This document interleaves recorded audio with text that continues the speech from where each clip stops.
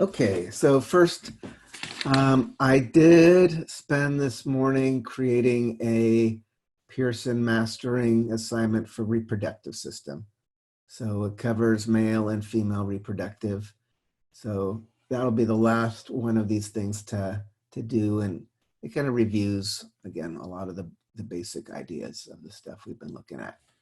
So I got that there. And just reminding, most people are caught up on them, but not everybody.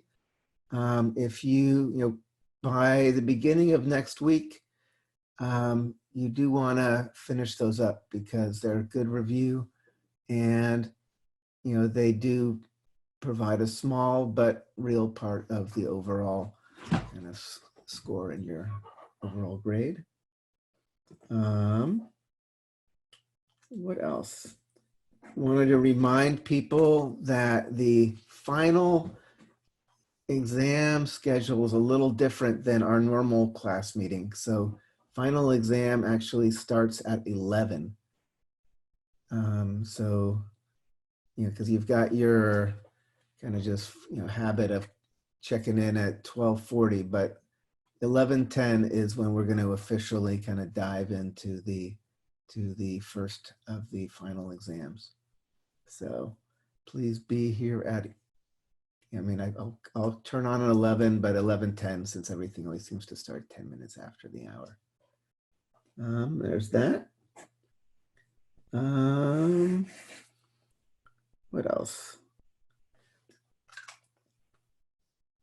I realize there's a couple of little things we can add in about male and female reproductive tract that I didn't cover that are either interesting or worth mentioning. So I'm going to do that. And then what we're going to do is just spend a little bit of time looking at kind of the first stages of development. What happens after a sperm and an egg meet?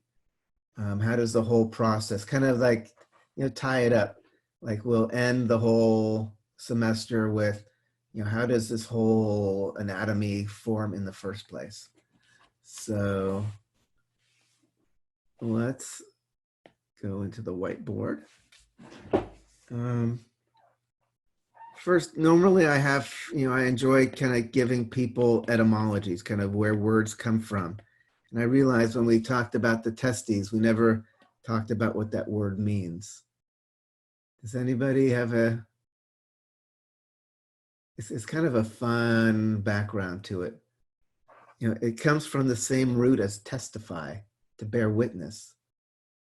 Supposedly, back in the day before someone would lay their hand on a Bible or something, swear, this is, they would swear by the family jewels. They would just kind of put their hands over their gonads to swear this is true. So actually comes from, kind of non-intuitive. To bear witness is where testes comes from.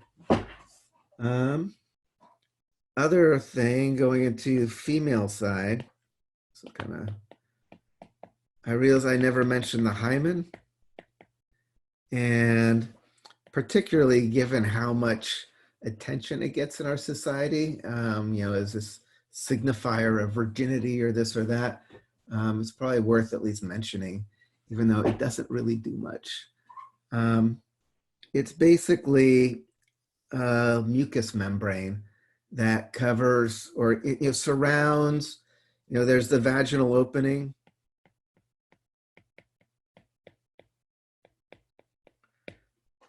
And the hymen is this mucous membrane, and there's different forms. They can be, usually it's kind of just partial, there could be perforated, but it's basically a mucous membrane that, kind of partially covers a vaginal opening.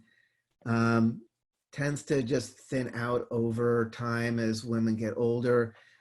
Often just kind of dealing with kind of tampons and menstrual products, or just through activity, it can totally rip away and you never know it was even there to start with. Sometimes it's incredibly tough and has to get surgically dealt with.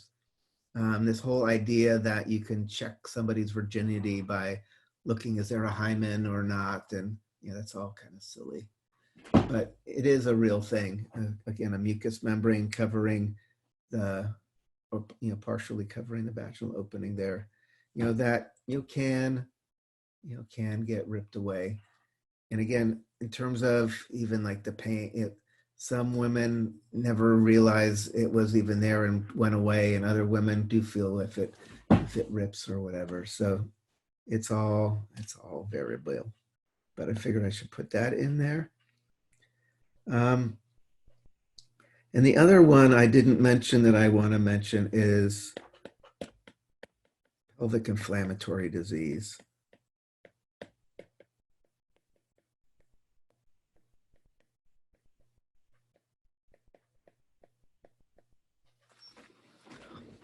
So again, we have like the vaginal opening and the vagina and the uterus and the fallopian tubes and the ovaries. So this is kind of something that happens as a result of, and they keep changing. It used to be when I was younger, it was VD, venereal disease. Then it was STDs, sexually transmitted diseases. Then it was STIs, sexually transmitted infections.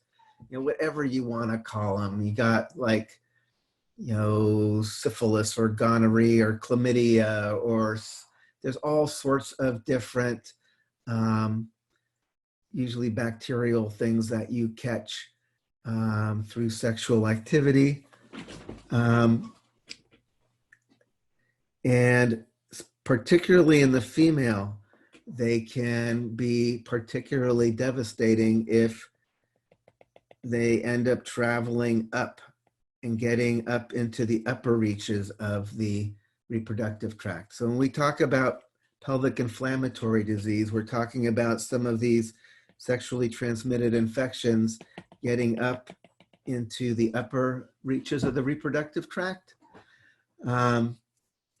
And it can cause all sorts of problems. It can actually cause sterilization. If it causes enough damage, it might be the egg can never actually make it to the uterus.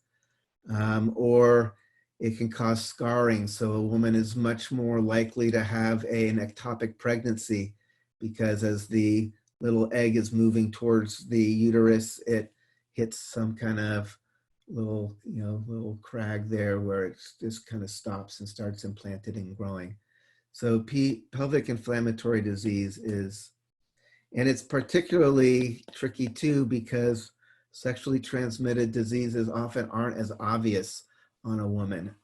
On a guy is often more aware, either because you can see something on his penis, or there's some discharge or this or that. It's more common for women to have things and not even know they have them, which is why people have to tell their partners if something's going on. But just kind of bringing in this idea, you definitely want to be aware that STDs can become more critical if they manage to get into the upper reaches of the reproductive tract, in which case you get this kind of more acute condition here. All right, so that I wanted to put that in there. And that is kind of the review. So for today, we're going to go into, and we have little sperm, little acrosome, zipping along. Here's the egg with all the little cells of corona radiata. There's this thing, the zona pellucidum, which also has to get through. So the sperm makes it, again, this sperm could have been from sex up to like 5 days before ovulation, or up to about 24 hours after ovulation. There's that little window. This is typically happening right up in the top, again, because the egg is ovulated, gets kind of swept into here. but within 24 hours, it's still up here, this what we call the infundibulum, the kind of funnel-like section of the uterine tubule of the fallopian tube. So if the fertilization is going to happen, it's going to happen here, and then it's going to take about a week to actually finally get to the uterus where it's going to implant. So sperm, again, this acrosome will release all these enzymes, which can digest through these cells, digest through this glycoprotein zona pellucida stuff, basically dumps his nucleus into here. Once that happens, there's this cool reaction again where this thing actually pushes away every other one. So all the other sperm are now kind of like, you lose, dudes. There's one, the winner is here. And now we have one end, the 23 chromosomes contributed by the sperm, one end that were already in the ovum, again, because they were both gametes, both one end gametes. But now we have them together and 2N. This is now the zygote.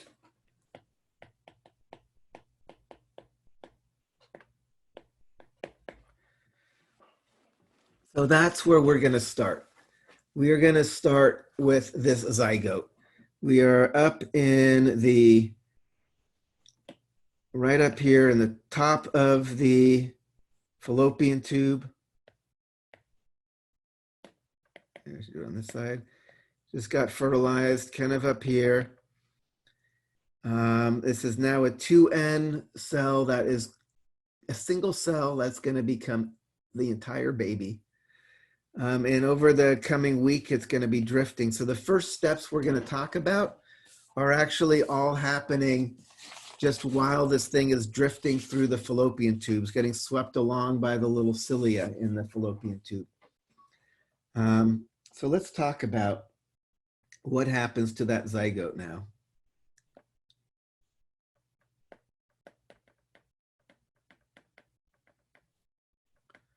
So this is now my 2N zygote. This is post-fertilization. So after about a day and a half, this thing really starts getting into dividing. So we start getting cleavage. We start getting, it becomes 2. It becomes 4. This is what they call cleavage as it starts changing or, divvying up. And one of the things that's kind of interesting here is it divvies up the cytoplasm as it starts dividing, but it doesn't get bigger. So you get more and more cells. You end up getting like over 100 cells and it's still the exact same size because you just kind of partition up the existing cytoplasm. So by the time you get, this is about like 3 days in, you've got this ball of cells, like, somewhere between 20 or more cells. This is now called the morula, which comes from the root for mulberry. It looks kind of like a little mulberry. If you've ever had mulberries, it looks like the zygote at 3 days. So these cells are still completely undifferentiated. So, and again, part of it's still mind-blowing, even once you know the story, and even if you understand some of the mechanisms, it's still kind of magic that we're going to start with one cell that is just going to undergo cell divisions and ultimately is going to become an entire human being. Going to become your eyes and your nose and your heart and your ears and your liver and your hair follicles. And it's just kind of wild and crazy. So morula is still looking like a just little ball of cells. The next thing that happens is we end up getting into this place where we end up with this blastocyst. So this is still in the first week or so. We're going to end up with this thing called the blastocyst. And this has this hollow area. This is fluid filled. We're going to have cells around the outside, which are called the trophoblast cells.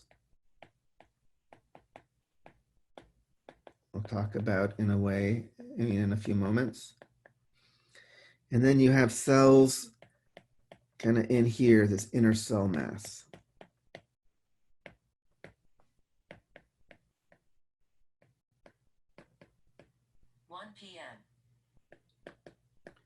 Whack.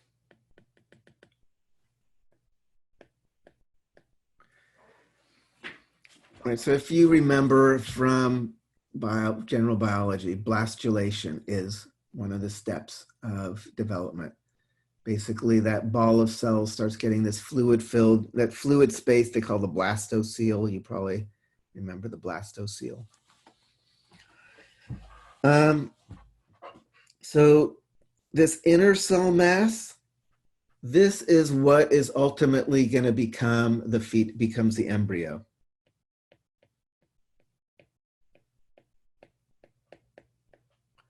So we're going to follow that along, and we're going to see it become ultimately all the basic cell, germ cell layers, the endoderm and ectoderm and mesoderm and all of that.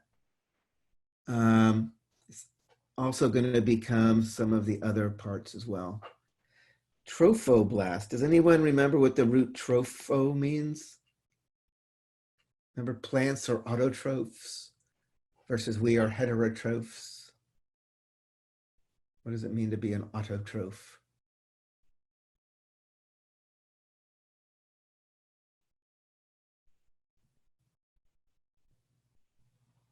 It means feeding. Like autotrophs can feed themselves. That's a plant just has to lie in the sun and it makes sugar.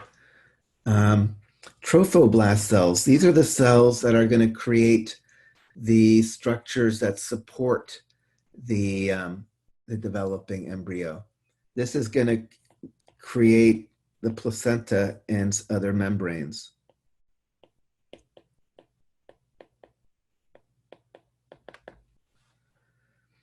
So the trophoblast cells are going to create the placenta and all these other things.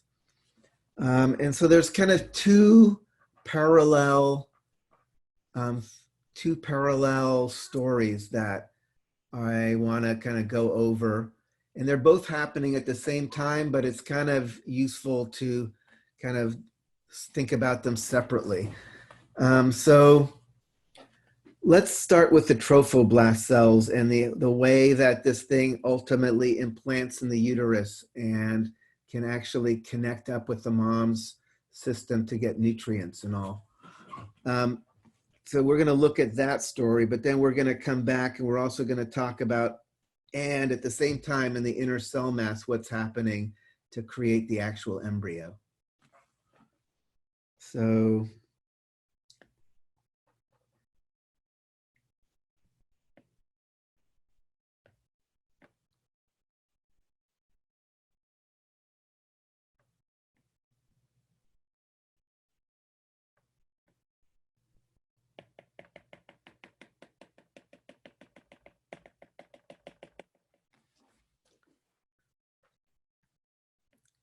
right.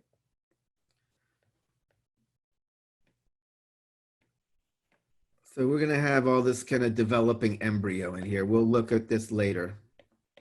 We're developing pre-embryo.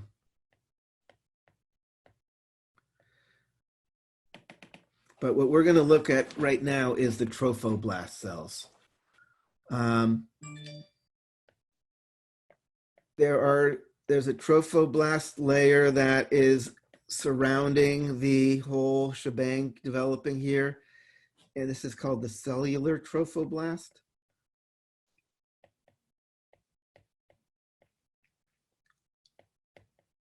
Because the cells stay intact as little cells. This is ultimately going to become the membrane that surrounds the whole developing embryo. This is going to become the chorion.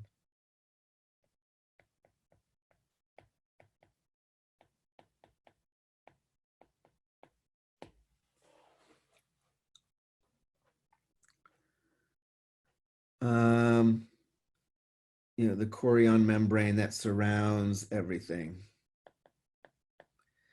There's another part of the trophoblast where the cells lose their individual cell membranes. It's called the syncytio.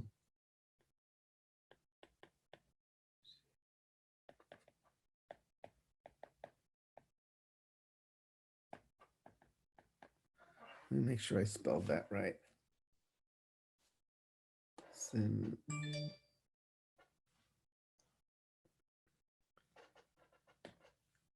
So syncytiotrophoblast, all of the cells are just kind of fused together in this one big mess. And it kind of reaches out in these little things, they're called chorionic villi. Let me spell that correctly.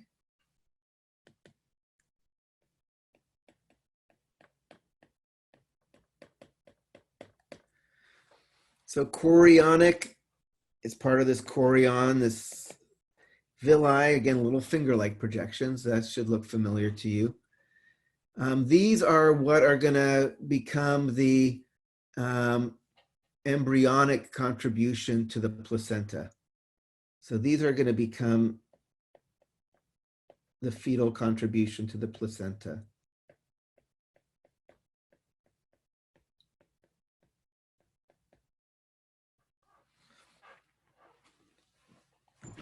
All right, so now we've got this thing. And again, at this stage, this is like a weekend. It's in the uterus. So let's go into the uterus.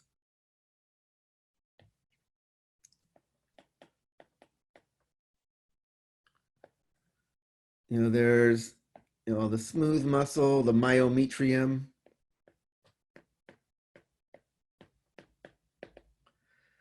And then there is, there's that columnar epithelium, all those uterine glands.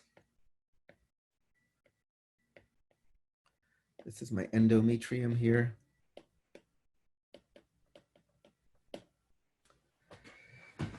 This is the lumen of my uterus, or one's uterus.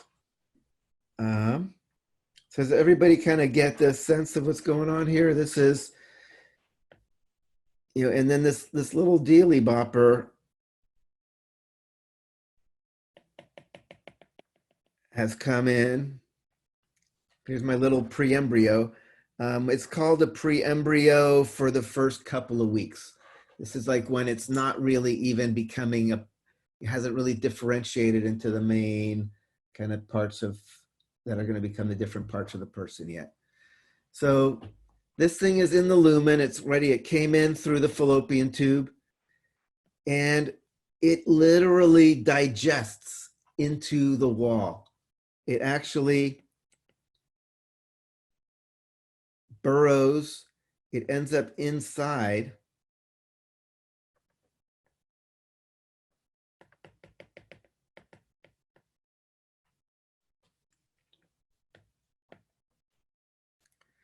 And then the uterine wall heals over it. So it's literally inside the endometrium. So we're going to talk about this. During the pregnancy, the developing fetus is never in the lumen of the uterus. The uterus is empty. Well, instead, you have this thing is growing and enlarging actually within the wall of the uterus, within the endometrium. And what happens is these little chorionic villi we talked about,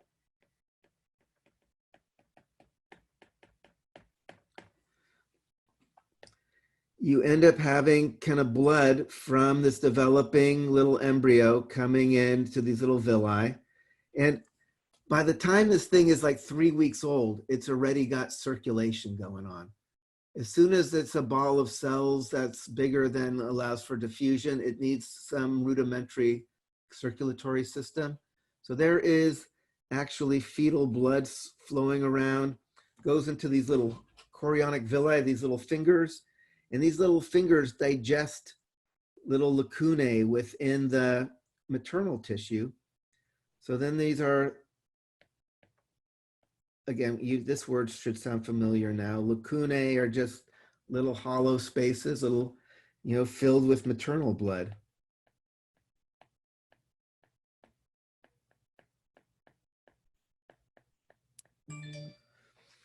So this is the beginning of the placenta.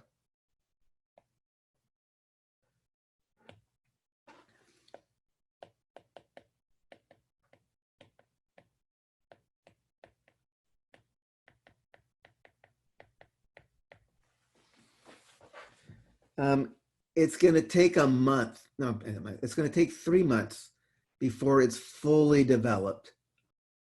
But it's basically this idea, the chorionic villi that bring in little, capillaries from the fetus. And then on the other side, there's maternal blood. So again, there's no mixing of the blood, but this provides a place where the fetal circulation and the maternal circulation can exchange materials. The fetus can pick up oxygen and nutrients, and can give up carbon dioxide and wastes and all that. So that's kind of the beginning of the placenta. Ultimately, the placenta becomes also an important endocrine organ as well. It is going to actually be providing the progesterone that maintains the pregnancy from 3 months till the end. It secretes, actually, one of the cool things it secretes is relaxin, which actually softens up kind of the ligaments, makes the hip bones. Remember we talked about the coxal bones, and it loosens them up. So, the pubic symphysis is looser, the sacroiliac joints are looser. So it's going to make it more likely that things can spread out as the little baby tries to get born. Again, one of my colleagues who teaches anatomy, when she got pregnant, she was like just kind of tripping out. It's like, I can feel my hip bones kind of shift around in ways I've never felt before. It also causes other ligaments to loosen as well, not just in your hips. So women often find their feet enlarging, kind of standing up on their feet, and the bones spread out more than they would normally. And women often permanently go up a shoe size after they've been pregnant once. So that's also, the placenta is doing hormones. But again, here it's also critical for exchanging things with the maternal blood. So that is what's been going on with these trophoblast cells. The trophoblast, yeah? Sorry, before we move on, did you say that the beginning of placenta starts at 3 months? I missed that. No, the placenta is fully formed at 3 months. Got it. Okay, thank you. So this process, the very first steps are happening like about a week after, implantation starts about a week after conception and is done like a few weeks post-conception. And then this process just keeps developing further and further. So trophoblast, you should know. So the trophoblast, there's the cellular trophoblast, the syncytial trophoblast, making this chorion, the membrane that surrounds everything, and the little villi that are going to become part of the placenta. So meanwhile, we need to get back to our little developing embryo here and see what's, we're looking at the development of the placenta. And I should mention, before we get to that, because these chorionic villi are derived from that original fertilized egg, that zygote, all of these cells, all these trophoblast cells, and all the other, we're going to see all the other membranes that are created in this process, they all have identical chromosomes to the fetus, right? Because they're all developing by mitosis from that original fertilized egg. So when people are trying to do genetic analysis of the fetus to see if there are some, like, looking for Down syndrome or something, you obviously don't want to go in and actually take a hunk out of the developing embryo. But what they go in, they do like chorionic villi sampling. They can pick a little bit out of that, and this will have the exact same, chromosomes, DNA, as the fetus. We'll talk about amniocentesis is also, there's just like little random cells floating around that are generated as part of all these supporting structures, and they all have the exact same DNA. So you don't have to take a little chunk out of the fetus. You can actually just suck up some of these random supporting cells floating around and analyze those chromosomes, and you can see what the fetus is looking like. Okay. So meanwhile, we talked about, actually, let me do this differently.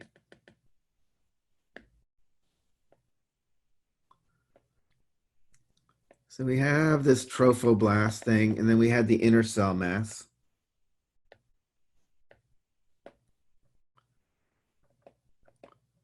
So now we're going to follow this inner cell mass.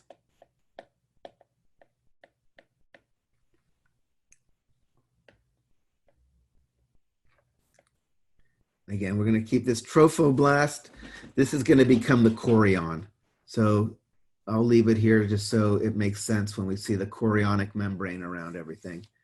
So this inner cell mass is going to start becoming more complicated. It's going to become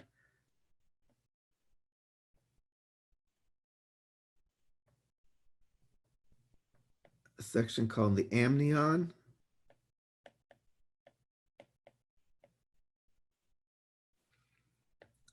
Then there's going to be this little blastodisc.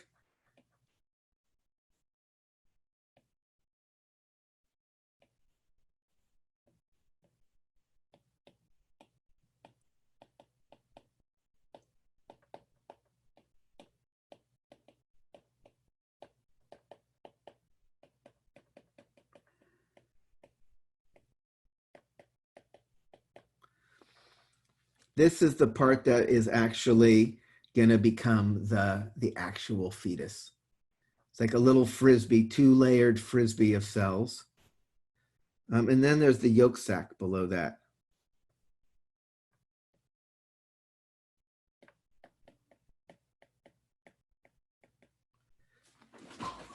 And there's also this little dealy bop called the allantois coming off of it. Allantois, which means, actually I think means sausage, because it's a little sausage shaped thing. And then this area out here, this is still that blastocele, right? This was all fluid in here. So that's that space here now. In other animals, where you don't have the luxury of having a placenta and getting all the nutrition and having your mom take care of a lot of this, like if, let's say, you're a bird or a lizard or something, you're in an egg, in which case you don't have the mom to give you nutrients or take away your wastes. So in other animals, the yolk sac actually is where the nutrients are, where this little embryo is going to get nutrition as it develops. The allantois is typically the little waste receptacle where the little, like if it's a little bird or a fish or a lizard or something, The allantois is a place to kind of sequester the waste so it doesn't poison itself while it's still in the egg before it hatches. So in a human, obviously, they're not going to play the same role. The yolk sac it seeds some of the original like blood cells. I think the allantois becomes part of the bottom of the bladder and stuff. But we're not going to follow the allantois and the yolk sac too much. What we are going to do is spend a little more time looking at this blastodisc. And then we're also going to follow the amnion, which is ultimately going to fold around and envelop everything as the bag of waters. So this amniotic sac here has like just fluid in there, and it's ultimately going to fold around everything. And I'll show you how that works in a few moments.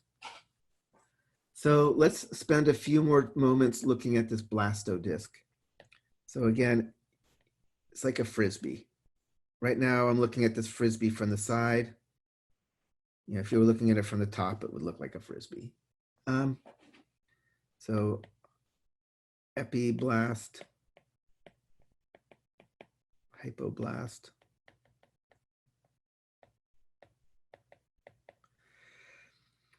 Does anybody remember the next stage of development?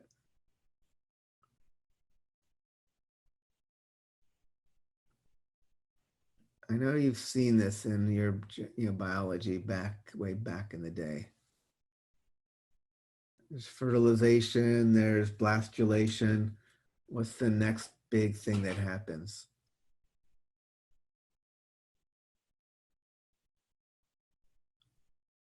Gastrulation. Exactly. So Jamba's got it. The next thing that happens is gastrulation.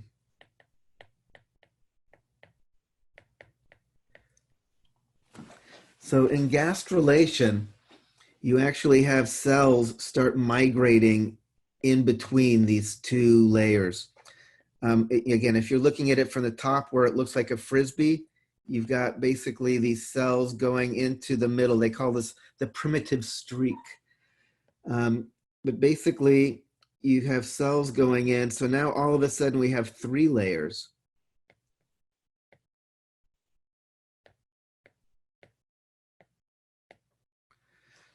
So now there are going to be 3 layers. The top one is now called the ectoderm. The bottom one is the endoderm. And that middle layer that's forming is the mesoderm.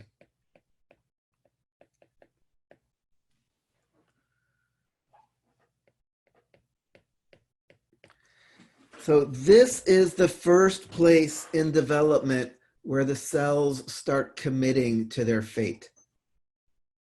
So cell fate is committed.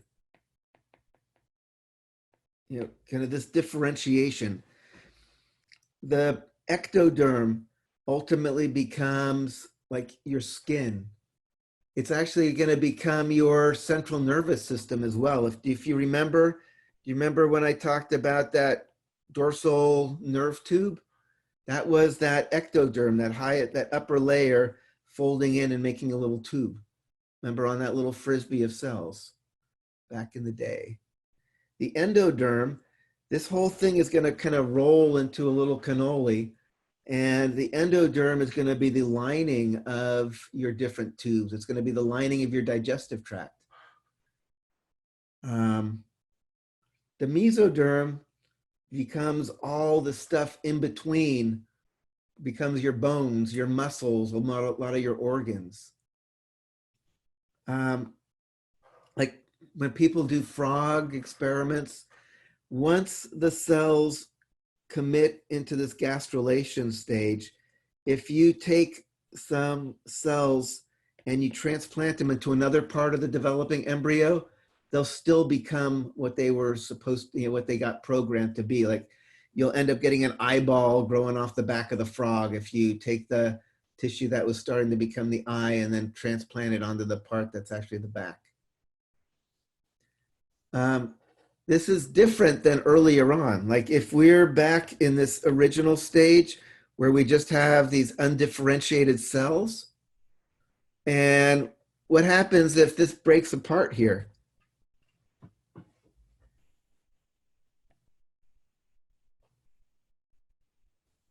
What happens if in these first stages that that inner cell mass becomes like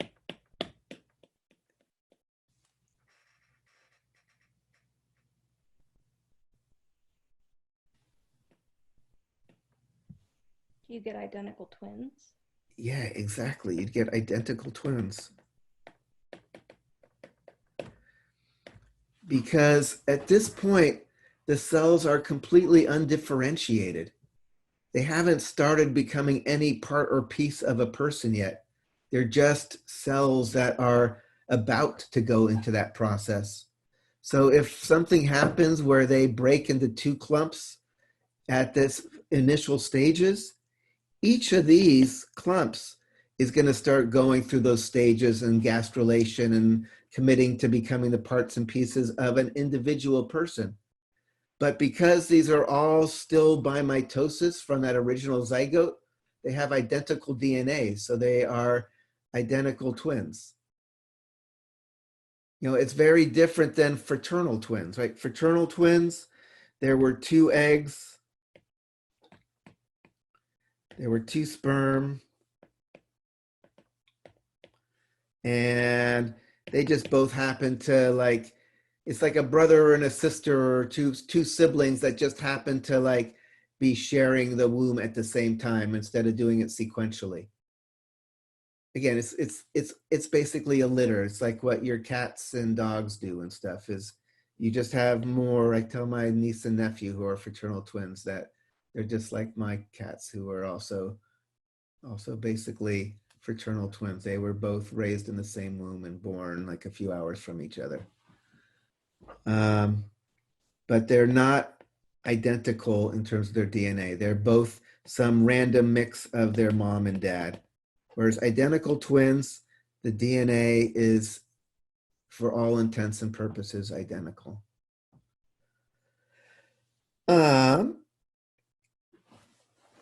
So let's go back.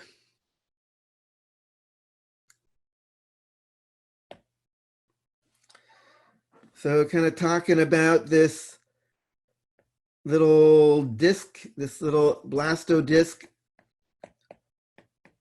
differentiating into the ectoderm, mesoderm, endoderm. Again, those I know those are familiar because I know in that the worm lab, when you talk about acoelomates and pseudocoelomates and true coelomates, you're totally talking about endoderm, ectoderm, and mesoderm. You know, I've taught 110 labs before, so I know that you've seen it. So hopefully this sounds familiar to you. And again, this is where it really all starts. And we're not going to go into, there's a whole, we could spend a whole semester looking at the details of how each of these leads to all the different parts and pieces of the body. Again, we talked a little bit about when the nervous system, how the ectoderm folds in to make that groove and then the tube to start making your whole CNS. So the last thing I want to kind of bring into here, I'm going to erase all of this stuff now.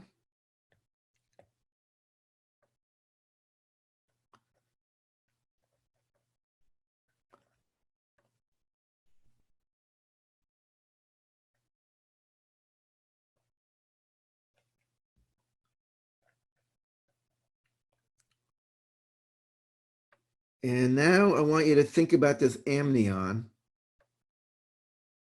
And imagine it's going to kind of wrap around and envelop everything. So ultimately, what you're going to get is something like this. You've got the chorion still, or chorionic membrane.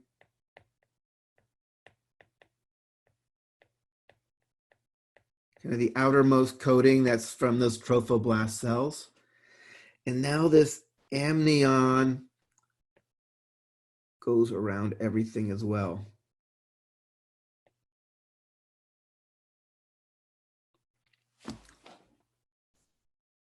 This is what we're going to call the amniotic sac.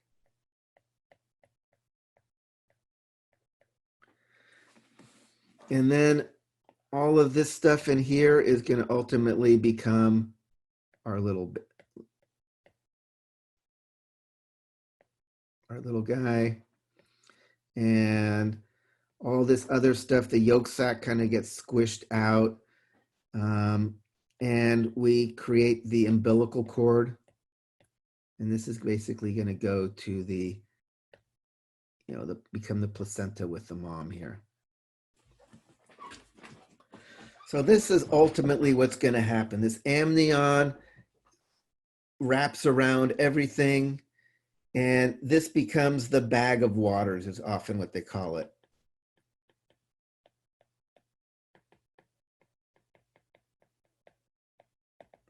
It kind of protects the little guy. He floats around in there. Suppose it keeps parts from sticking to each other. Right before a woman gives birth, when her water breaks, what that means is this bag, this amniotic sac breaks and all the fluid flows out.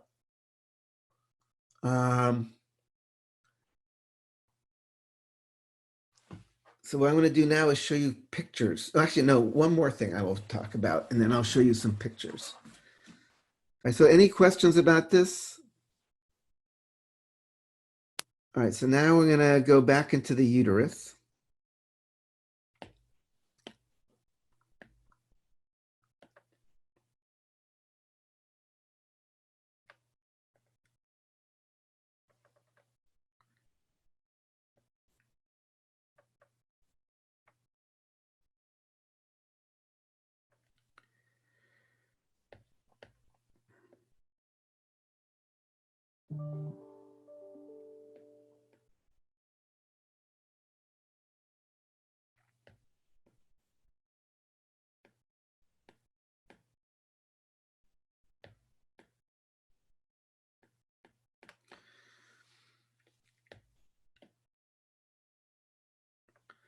So here is this little developing fetus. Here's the placenta. Here's the lumen. And again, we said it's in the wall. So for the endometrium, we give the endometrium 3 different names depending on where we're looking. All of them get the prefix decidua. Decidua, like deciduous, trees lose their leaves in the fall. The decidua means it's the part that is normally, it's the stratum functionalis that falls off.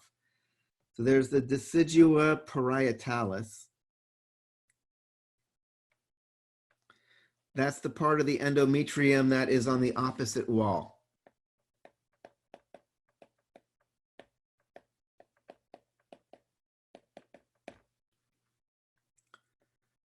There's the decidua basalis, which is kind of at the base of the placenta. But again, it's still part of the endometrium.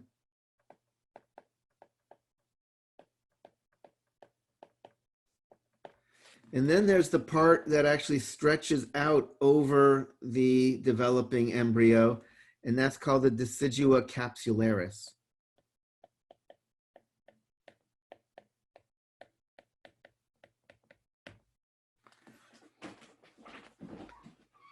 So decidua basalis and decidua capsularis are kind of like both the bottom and the top of the endometrium with the little fetus growing in between them.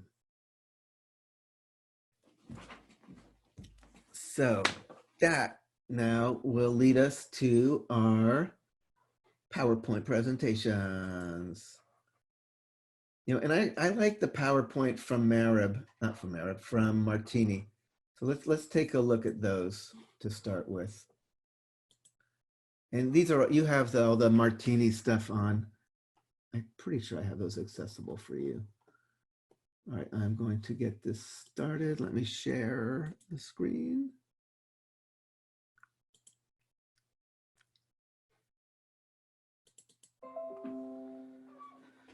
Okay.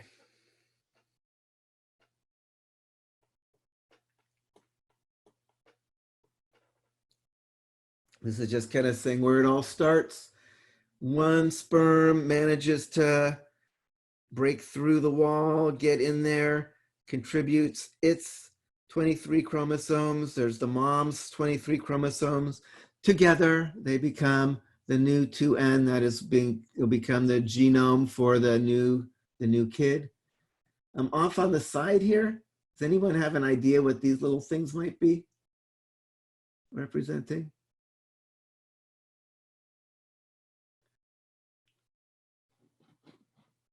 Ovum. No, so the main, again, the main ovum is going to be, you know, this big thing. So what might be left over? Polar bodies. Exactly. Those are actually the polar bodies. They just get kind of squished off on the side there. So those are the like leftover parts of meiosis for the oogenesis. Okay, so now we start this process. Again, we have cleavage, we have 4 cells, early morula, advanced morula. Notice it's not getting bigger. It's just getting more numerous cells. It's kind of divvying up a set amount of cytoplasm among more cells. Ultimately, we are getting to this stage here where we have blastulation. We have this blastocele, this kind of just hollow space, the inner cell mass that is going to become the embryo, and these trophoblast cells that are going to become the chorion and the placenta. And all of this is happening, and fertilization tends to happen right near the ovary at this kind of far end of the uterine tubule, the fallopian tube. And all of this is happening as it is just drifting along, or I guess I should say getting swept along by the little cilia in the uterine tubule until it gets here where it is now going to start digesting into the wall. So that's now where we're going to look in more detail is what happens when this hits the actual uterus. Again, this should look familiar, uterine glands, right? This, you've been looking at uterus under the microscope now. This little dealy bumper comes in and it's gonna be time to start breaking down the wall. Boom, starts digesting in, actually getting into the actual endometrium. And again, while this is happening, you know, all of a sudden our little inner cell mass is now becoming a little blastodisc and starting to get the hypoblast and the epiblast and the yolk sac and the amniotic cavity. So this is kind of, again, things are happening inside, things are happening outside, making the overall supporting structures. Again, we're talking about here. So now we're totally within the wall of the endometrium. And we got this, again, we have cellular trophoblast is ultimately going to become this chorion. There's still that space, that blastocele. This part here is ultimately going to become the amniotic cavity that wraps around everything. This is talking about gastrulation. This is where you have the cells go in through the primitive streak. So now instead of just a 2-layered hypo and epiblast, we now have 3 layers with the ectoderm, the mesoderm, and the endoderm, where the cells are now committing to becoming different parts and pieces of the new little fetus. And again, this is kind of showing this continuing. Here we see the chorionic villi, which are reaching out, and they are basically in little lacunae that end up getting filled with maternal blood. We'll look at that in more detail.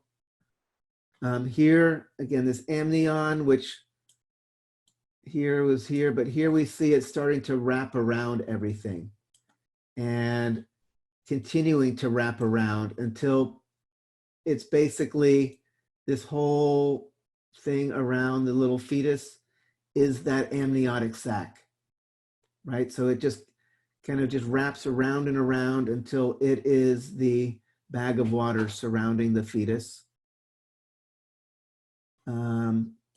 Chorion is still here, right? So amnion, chorion, there's still that slight little gap, that blastocele in between.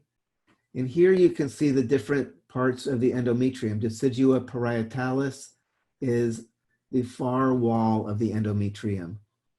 Decidua capsularis is the stretched out part that is going all around the developing fetus that's stuck in the wall.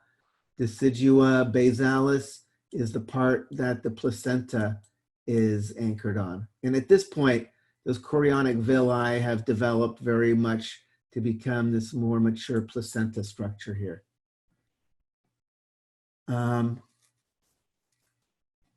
Again, if you take a look, the lumen is empty, right? The baby is never actually inside the uterus proper, which is, until the very end where all the membranes tear and break. And then obviously, in order to pop out of the vaginal opening, it's going to have to ultimately be in there. But during development, it's kind of this trippy thing to realize it was never actually in the uterus. I always used to think it developed in the uterus, but it doesn't. It develops in the wall of the uterus. I have a question. Uh-huh. So when the baby's when it's time to come out, would your hormones level go down, like the progesterone, so it would break and stuff, or is it? I don't think that happens yet until after. So the hormone that causes the labor and delivery is oxytocin. So that's going to create all these really strong contractions of the myometrium, the smooth muscle. But you don't want to have the progesterone going down before that's done, or else you're going to miscarriage. This whole wall is going to fall off. So typically during the birthing process, there's the first stages of labor and delivery are popping the baby out. And then actually after that, there's additional contractions, the afterbirth, which is the delivery of the placenta. Okay, thank you. Yeah, in fact, I think I mentioned last time, what happens a lot of times after the first trimester is people have a miscarriage because the progesterone that used to be supplied by the corpus luteum is now supposed to be supplied by the placenta. But if there's a hiccup and there's a drop in progesterone while you're trying to hand off that progesterone production, you can actually have the whole wall detach and lose the pregnancy. So this is kind of showing more about what is the placenta. You again have the chorionic villi, the little fingers that are from the fetal tissue into these lacunae, these little pockets filled with maternal blood. So the fetal circulation can exchange material with the maternal circulation. Again, placenta comes from the word for flat cake. It actually does looks kind of like something if you baked up a bunch of blood and cells in a springform pan, it's kind of what it looks like. We have one in the lab. I actually have one of my ex-students who was working in labor and delivery at UCSF. One time I went to visit her and she let me take a placenta home and we put it in alcohol and it's sitting in the lab, actually back at College of Marin.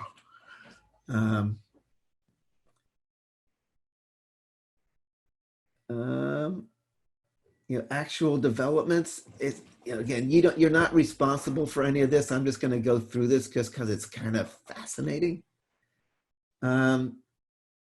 If you remember, the all vertebrates all have little pharyngeal gill slits at some point. Like that's something we always share with all other vertebrates. During some point in development, we have these little pharyngeal gill slits, which eventually kind of close down. There's already a freaking heart going. This is like just a few weeks in, but again, once it's a bundle of cells that's bigger than a few, diffusion won't be enough to allow oxygen to get to everything. So you have this rudimentary heart. And it's kind of this really beautiful thing watching how the heart has to develop from basically a little pulsing tube to the more complicated heart that we got to learn about, all while still never stopping pumping the blood and supplying blood to the developing fetus. So it's kind of crazy. 8 weeks in, it's starting to look more and more like you can see what's becoming the different parts of the person. This is at the end of the first trimester. So this actually also gives you a sense. You can see the kind of furriness on the body. The skin is actually covered with this kind of fine fur. It's called lanugo.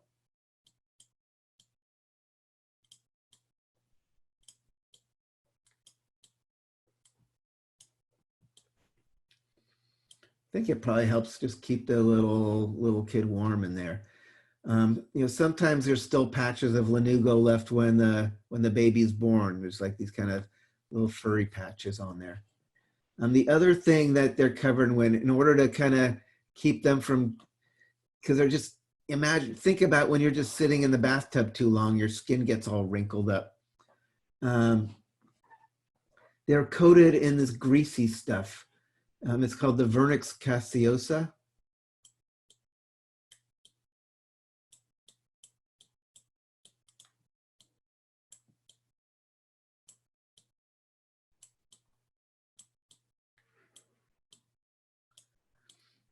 It literally means the varnish of cheese. If you've ever seen a freshly newborn baby, they're just covered with this kind of white greasy stuff. I guess it looks like somebody kind of smeared them with kind of farmer's cheese or something. So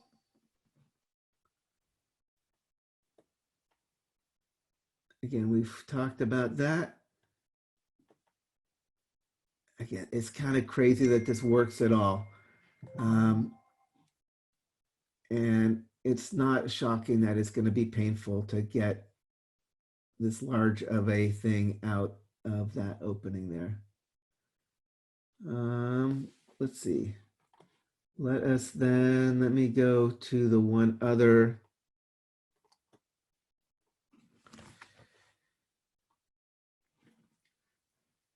Hold on, I'm going to stop sharing that. I'm going to go to the other PowerPoint.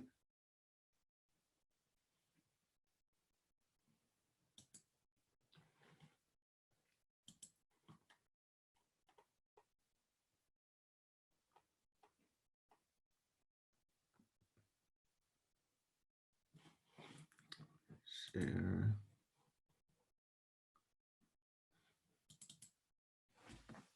Now this is from your textbook. But again, you have the slides from those other ones I gave you as well. Whoops. But again, you should be able to look at a picture like this and realize that the lumen of the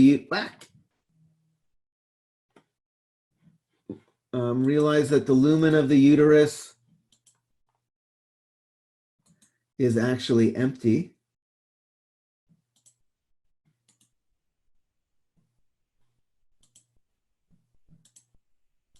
Right? And that the decidua capsularis is the part of the wall, uterine wall, that's gotten stretched out around this developing fetus. Decidua basalis is the base where the placenta is landing. Decidua parietalis is the far wall of the endometrium here. And this is just showing more this idea of this amniotic sac folding around this developing little embryo as this develops. And this kind of furthering develop of the chorionic villi, reaching into little pools of maternal blood. And again, ultimately, after 3 months, getting the more formal placenta fully formed. So,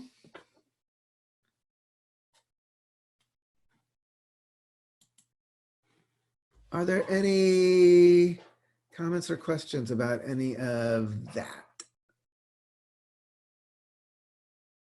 On the guide, it says like what is neurulation and what are somites? Are we responsible for that? So neurulation, you know already. Neurulation, I can redo that. If you remember when we had like that kind of blastodisc, again, if we do a cross section of it,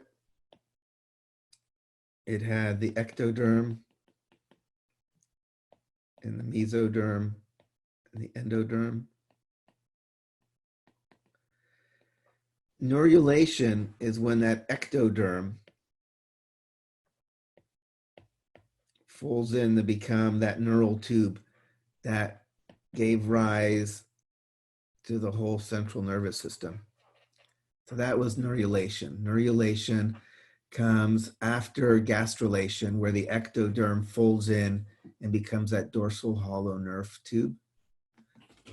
Somites, you don't need to know about really. The basic idea with somites is that the mesoderm is kind of in these blocks.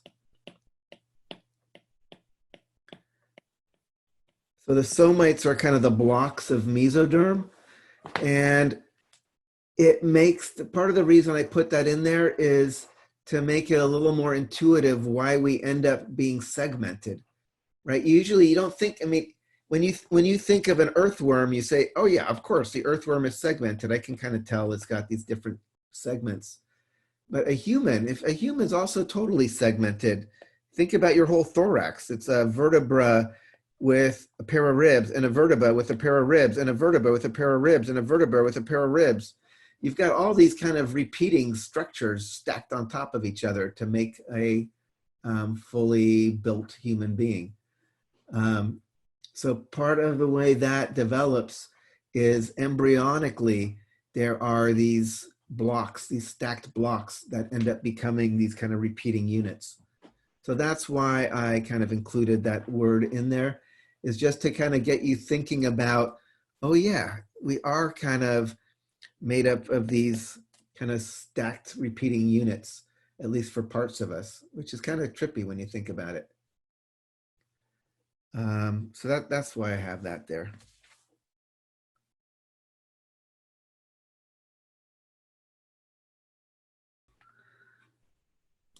I realized we never went over the warm-up, so that might be a good place to start reviewing even, was just to look at the stuff we just did. So I'm gonna share my screen of the warm-up.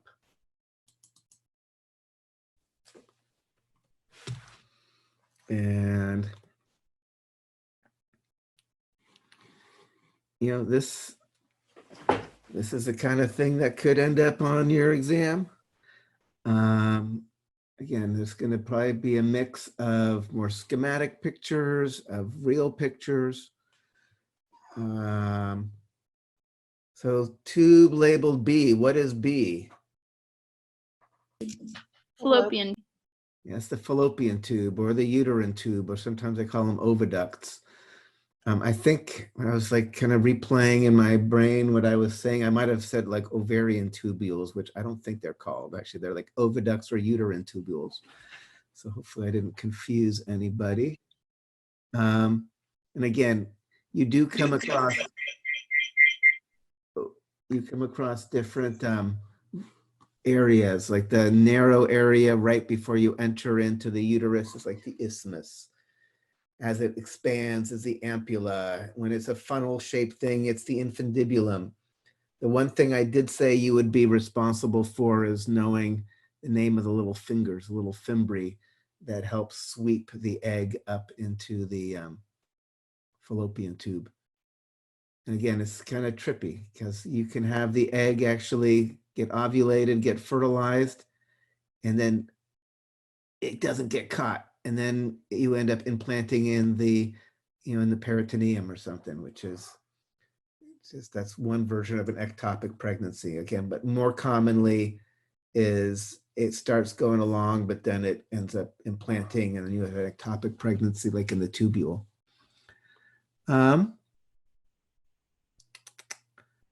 Name the opening labeled D.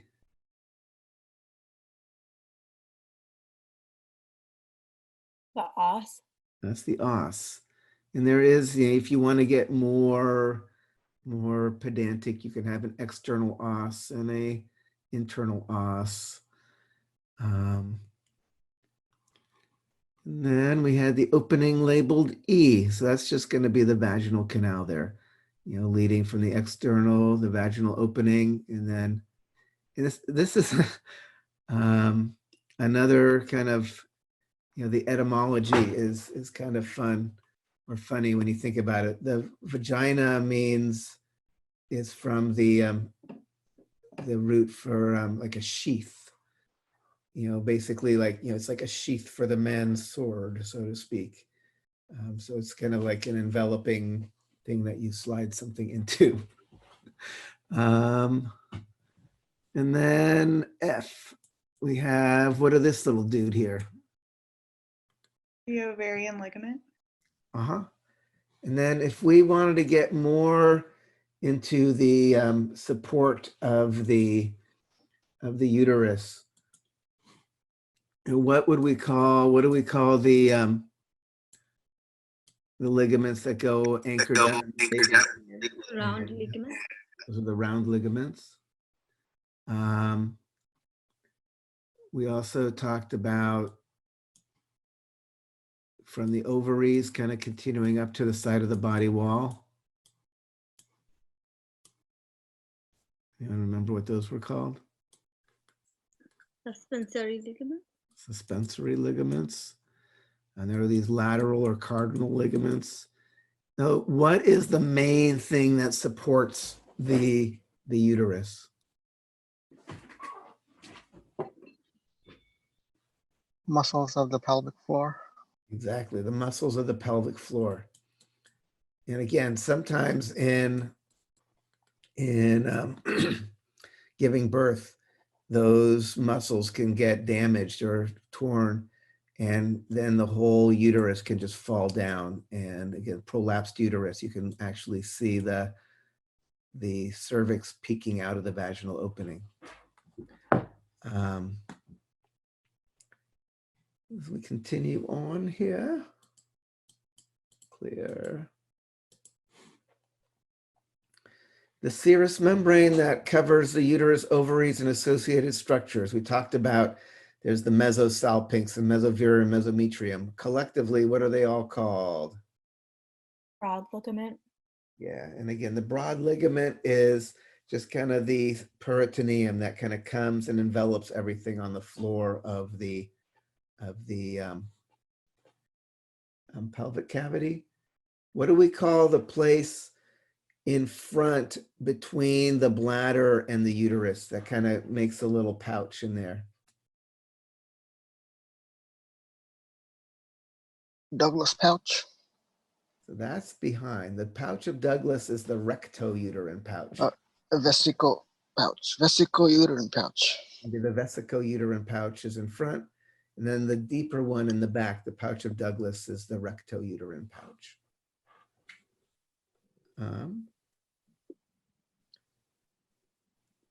Yeah, I'm not sure why. I had a student a few years ago named Douglas, and he got kind of embarrassed when there was a pouch of Douglas. The serous, okay, we talked about that. So this one, here we have a nice image of what organ? The ovary. It's totally an ovary. And if we look at it, it actually gives us different words, but none of the words that I'm asking you for. So it says, name the stage of follicular development that we see.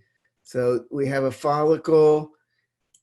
There's fluid spaces starting to form, but it's not like a fully formed yet. So what do we call it at this level? The secondary follicle. That would be a secondary follicle. Sometimes they're called antral follicles because they're starting to like get this kind of fluid spaces. This is like right before you're about to actually ovulate. What do we call this level? The Graafian follicle. Yeah, that's kind of the Graafian follicle.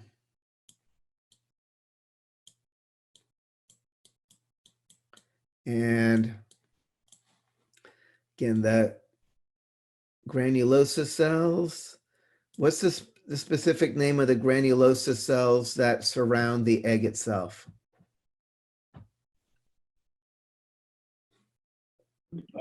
Corona radiata. Corona radiata. And what do we call the fluid space that is kind of the blister part of it? Antrum. That's the antrum. And the next question asked, like, when this thing ovulates, it pops out, the egg goes off to go in, hopefully into the fallopian tube. What do these cells, these granulosa cells and the thecal cells reconfigure into that are left over here? Or basilidium.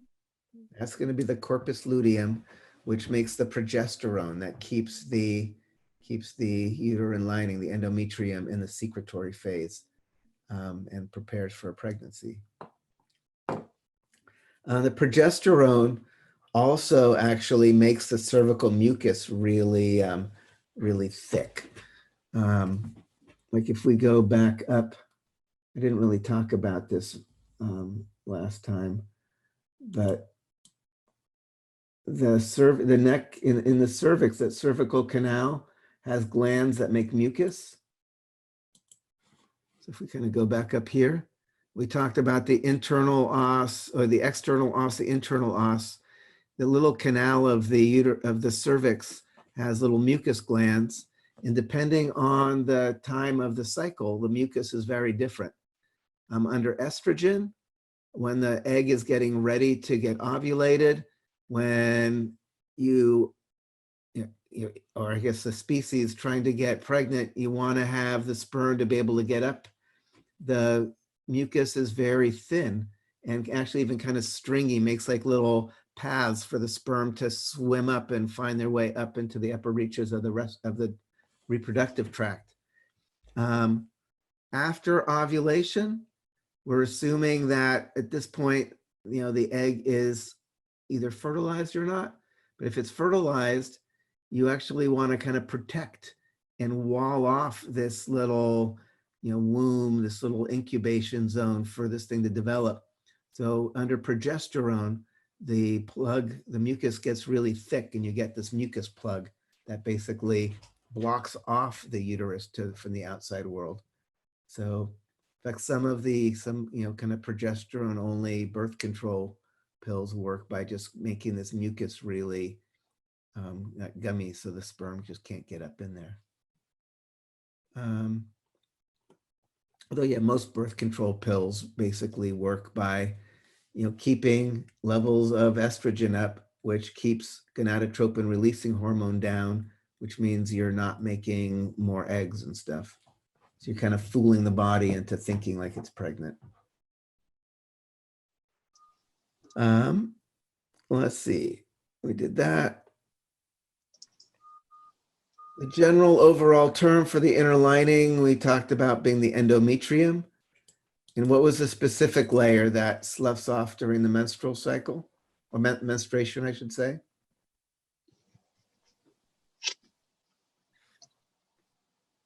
Stratum. Yes, it's two. You could either call it functional layer or stratum functionalis. They're both the same. So that's, and then we talked about this. So this, I did this little thing to either make you feel comfortable or make you nervous. And I think for some of you it did one, for some of you did the other. This very first question, which cell organelle is site of protein manufacture? I was looking through people's answers here. I still haven't got to everybody yet, but I see like half the people were like, totally, that's the ribosome, of course. But the other people were like kind of off in left field, like the mitochondria. You know, if that was you, you definitely want to go back and review some of the basic stuff of just what are the cell organelles even. Because again, you know, on this comprehensive exam, you know, any of these questions could be, you know, would be totally fair game. Most people got this. Fibers in CT proper, you know, the reticular and the elastic and the collagen. This one, people also, not everybody kind of got this. You know, important muscles for elevating the mandible. We talked about two main muscles that were like the primary mastication muscles. And what were they? Masseter. The masseter, that one that goes from the zygomatic arch to the angle of the mandible. And then what was the other big one? Temporal. The temporalis, that one going from that temporal fossa kind of on the side of your skull down to that coronoid process on your mandible. This one also, some people got, some people didn't. What's the main artery that supplies the blood down to the lower arm? Radial artery. So the radial is, you know, it's kind of supplying going down your lower arm, down into your hand more. I was thinking more, what are the ones that kind of bring the blood from the rest of your body kind of entering into your lower arm? The brachial artery. That would be like the brachial artery. And then then it splits. The radial artery is also then also carrying in parallel with the ulnar artery. Hollow space between the two thalami. I got a variety of answers on this one. The third ventricle. That's the third ventricle. You know, some people like I saw one was like a corpus callosum. You know, that if that was you, you want to kind of remember, oh yeah, that's axons. That's definitely not a hollow space. Those were like the axons connecting the right and left halves of the hemispheres, your cerebrum. So this was kind of a nice segue into this, you know, review. This idea that the final exam, while it's going to maybe be like, I'd say 2/3 is going to focus on the stuff we've been doing since the last exam. We will be going back and checking in on things all the way from cells and tissues and muscles and bones and nervous system and all that stuff that we've done up to now. So probably the best way to start is just going into these PowerPoints.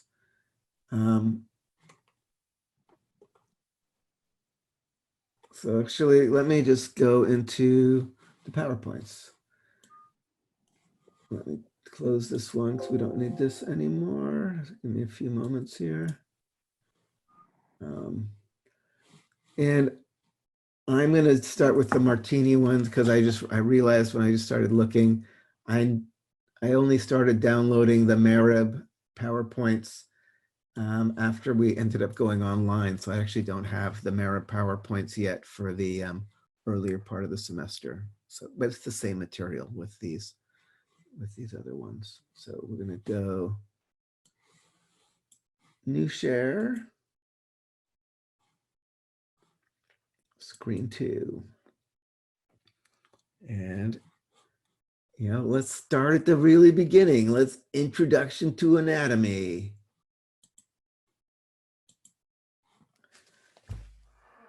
You know, and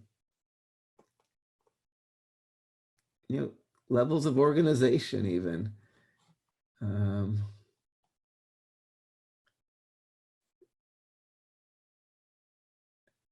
At this point, it's kind of nice. We have covered all the main systems. So when I have a lab station, for instance, the lab stations used to mainly be about like a particular system, but now it's easier to have lots of different systems all in the same station. There might, this structure might be an endocrine gland, that might be a blood vessel, that might be part of the respiratory system, that one might be part of the digestive system, or sometimes things are used by a number of systems. So there will probably, there will be a more integrative quality to the exam.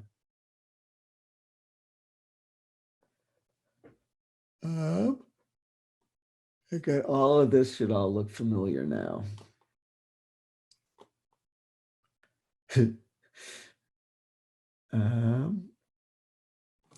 Back to this, you should still know all the basic regional terms, right? And at this point, this should feel like pretty intuitive because we've spent so much time talking about, flexor carpi radialis. Oh, carpi, carpal, that's and the carpals, those are the bones there.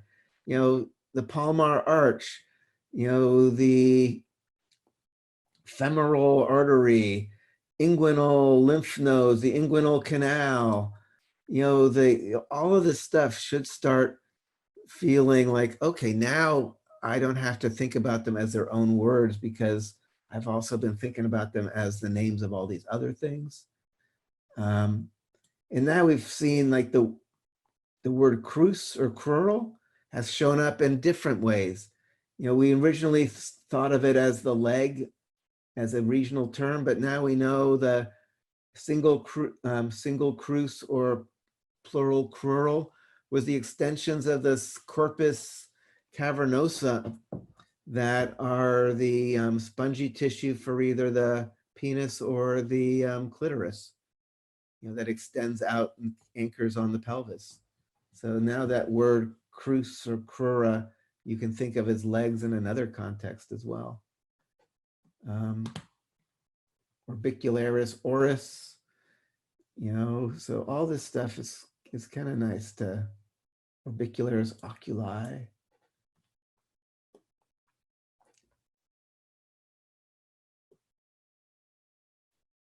Definitely regional terms.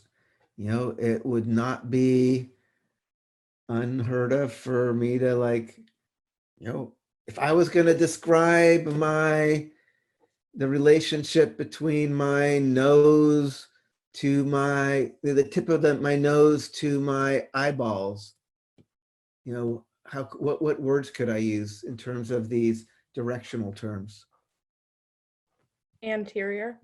Tip of my nose is anterior, it's further forward. What else? Medial. It's medial, it's more towards the middle. What else? Inferior. It's inferior, it's below. And again, we're always assuming the person is in anatomical position.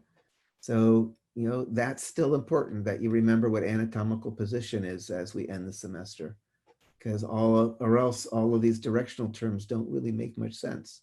Someone's standing on their head, then the feet are going to be above your nose. Sections, you should definitely remember the sections. Because again, most of the time when you see a picture of internal structures, it's because you're looking at a section. And in order to understand the sections, you need to, think about how the cut was made. Even body cavities. Pleural cavity, with the pleura, what do we find inside the pleural cavity? The lungs. That's where they're going to find the lungs.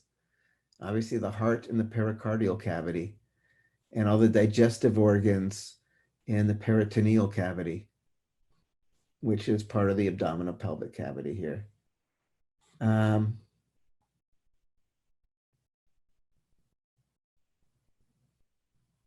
So that's literally like the first day of class, but that stuff is still important, towards the end.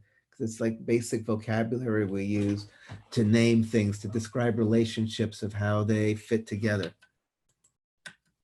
Um,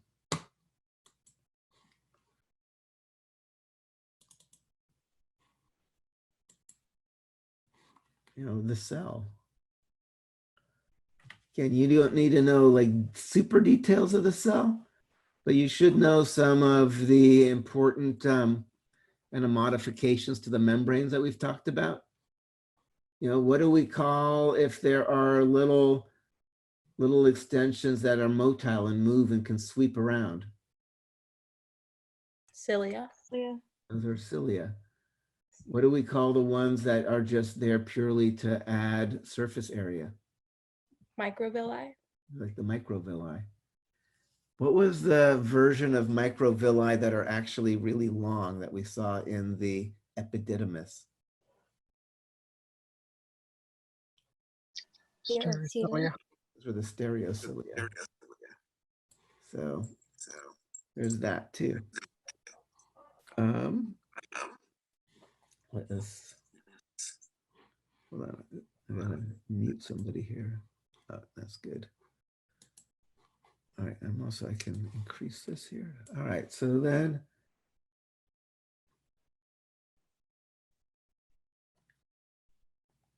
now you should know the basic organelles. That's why I put that on there. You should know, that mitochondria are the place where cells are making ATP. That's why it makes sense that there are a lot of mitochondria in that mid piece in the sperm cell, because they got to be metabolizing the sugar and making ATP so they can swim and reach the egg. In reality, they don't have to always swim all the way. And part of the fluid from the seminal vesicles is actually like prostaglandins that cause the female reproductive tract to actually kind of contract and throw them further up along the way. But it makes them feel better if they think they've swam all the way. No, let's see. Nucleus, obviously important because that's where you've got all the DNA. Endoplasmic reticulum, which all those membranes that can help store things, transport things, kind of move things around. And in fact, a lot of, what do we call endoplasmic reticulum that's full of ribosomes? So you can make proteins and just directly package it into the ER. Rough ER. That's the rough ER. The rough ER. Like smooth ER tends to be more like for processing. Usually smooth ER is full of enzymes that are bound into the membrane. Like the liver cells are full of smooth ER because the liver cells are doing all sorts of enzymatic processing of things. Lysosomes, the little things that break stuff apart, full of little digestive enzymes. And then cytoskeleton, you should definitely, microtubules and microfilaments, which are basically actin. What is the only adult human cell that has a flagellum?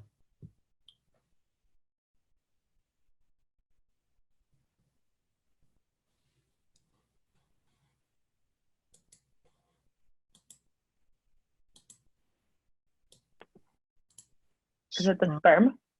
Yeah, it's the sperm. Yeah, right. It's the only, like embryonically, you actually have cells that have flagella and they kind of rotate. And the direction of the rotation is actually important. If it rotates the wrong way, you can actually have all of your organs end up like reversed in your body. I had like a lab mate who had his everything flipped over. His liver was on the other side, his aorta arched the other way. It was bizarre.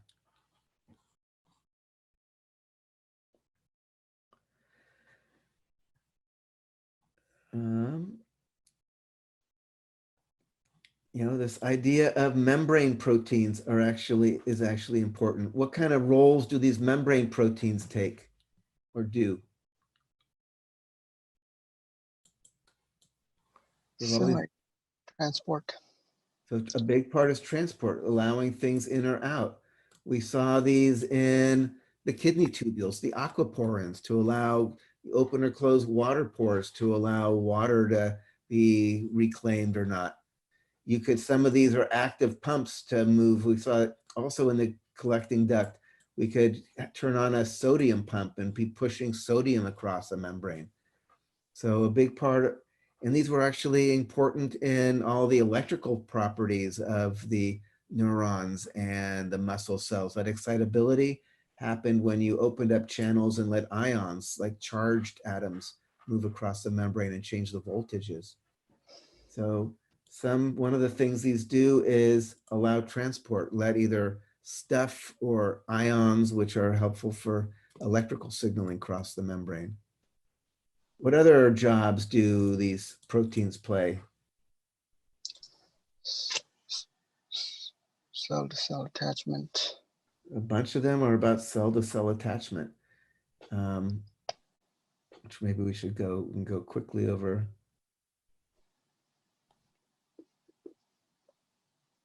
Where are they? So again, we have some of them, and they're calling them occluding junctions. I was calling them tight junctions. Tight junctions are important if you don't want anything wiggling in between the two cells. Again, kind of like zip locking things. This is important in epithelial sheets where you don't want stuff just randomly getting from one side to the other side. Like in your intestines, you have tight junctions between the columnar epithelial cells. So you intentionally bring stuff across the epithelium into your bloodstream, but you don't just have any random thing just be able to wiggle in between. The whole point is you bring across the nutrients and stuff you want to keep, but other stuff is going to end up being your poop. So that you need to make sure you have a very tight connection between these cells so stuff can't just get in or get from one side to the other unless your body is intentionally making that happen. Desmosomes we talked about as being kind of these rivets and cables. These are not about making a zip, like, a tight seal, but it's about just keeping the two cells really tightly attached. So even under a lot of pulling and tension, they're not going to pull apart, partly because of these proteins, partly because of the associated filaments that cross the cells. We saw these in like cardiac muscle cells oh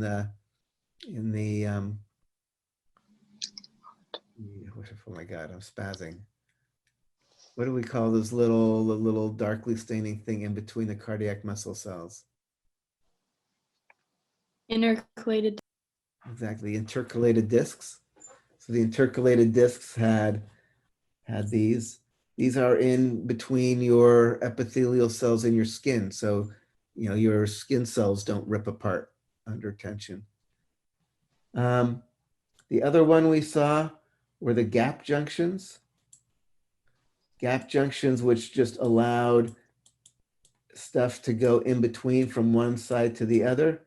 And in general, we like to think of those as electrically connecting things. We see these, connecting cardiac muscle cells, because if you stimulate one, you stimulate the whole family. Same thing with smooth muscle cells.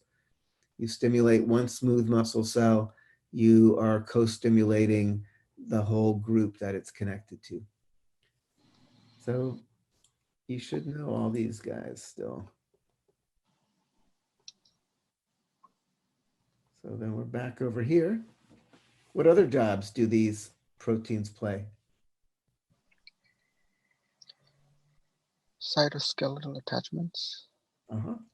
So cytoskeletal attachments, because again, a lot of these cells have distinct shapes, right? We saw cells aren't just like gooey blobs.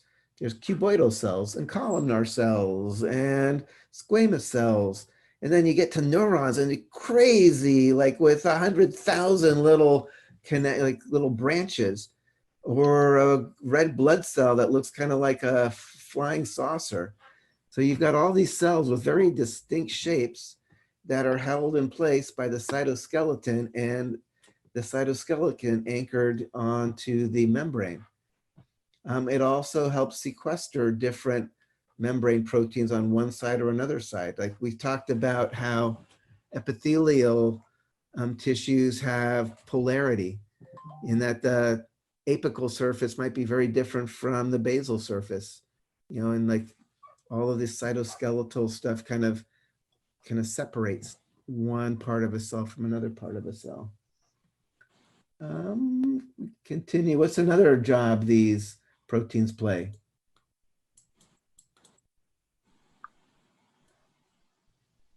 Enzymatic processes.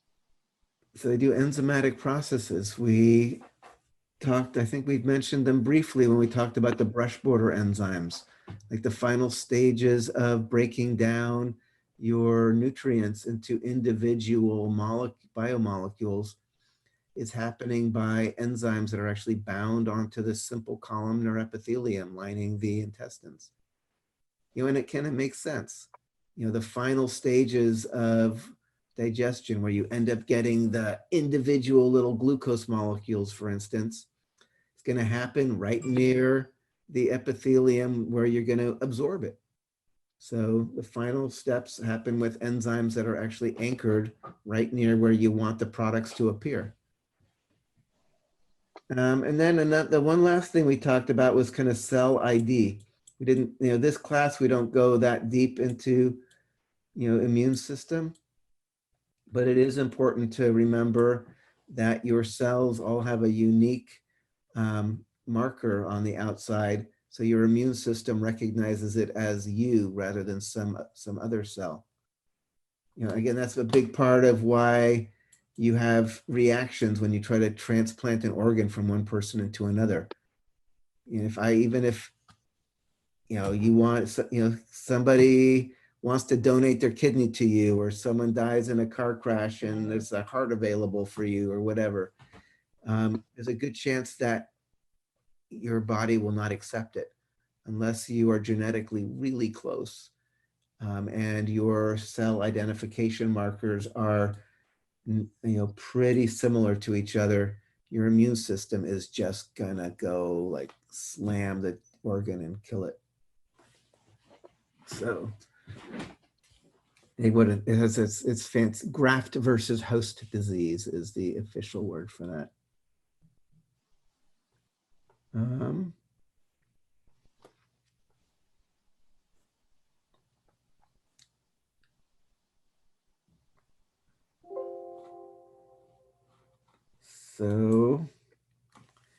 So after cells, we finally got into tissues. If you remember the beginning of the class, we didn't start with systems. We started just like kind of remembering the basic parts and pieces of stuff. So let's go to tissues. This is where it really started getting more interesting. This is where, stuff you probably hadn't seen before in such detail. For each of the different tissues, you should definitely know, for epithelium, what are kind of the core defining qualities of an epithelium?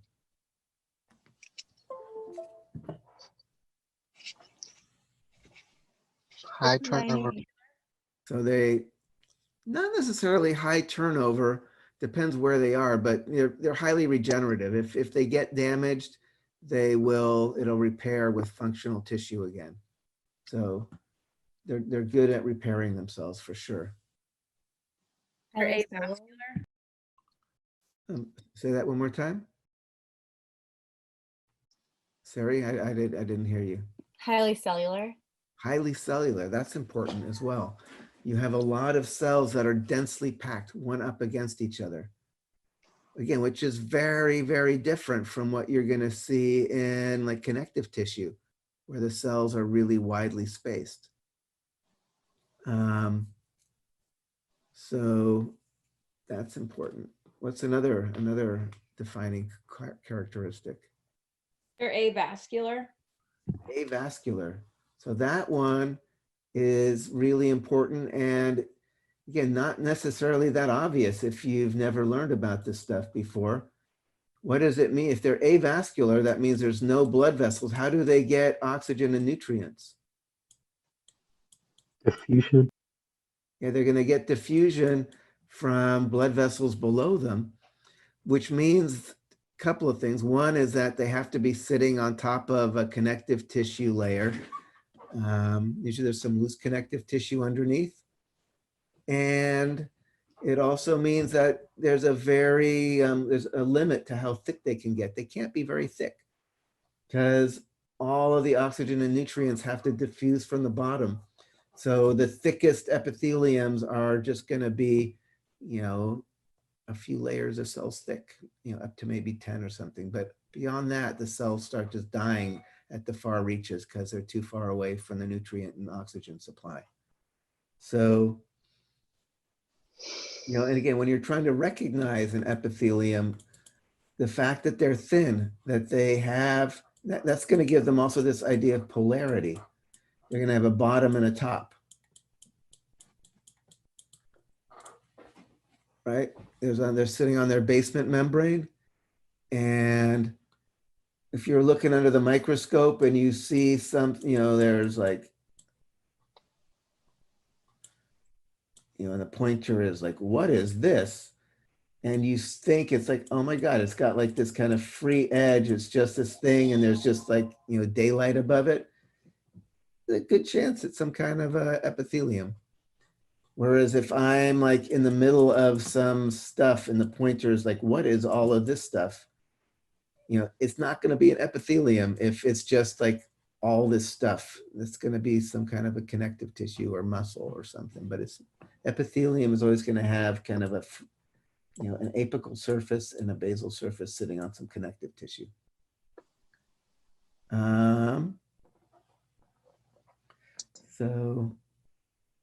And then the other, just functionally, like where do you find it? What kind of role does it play?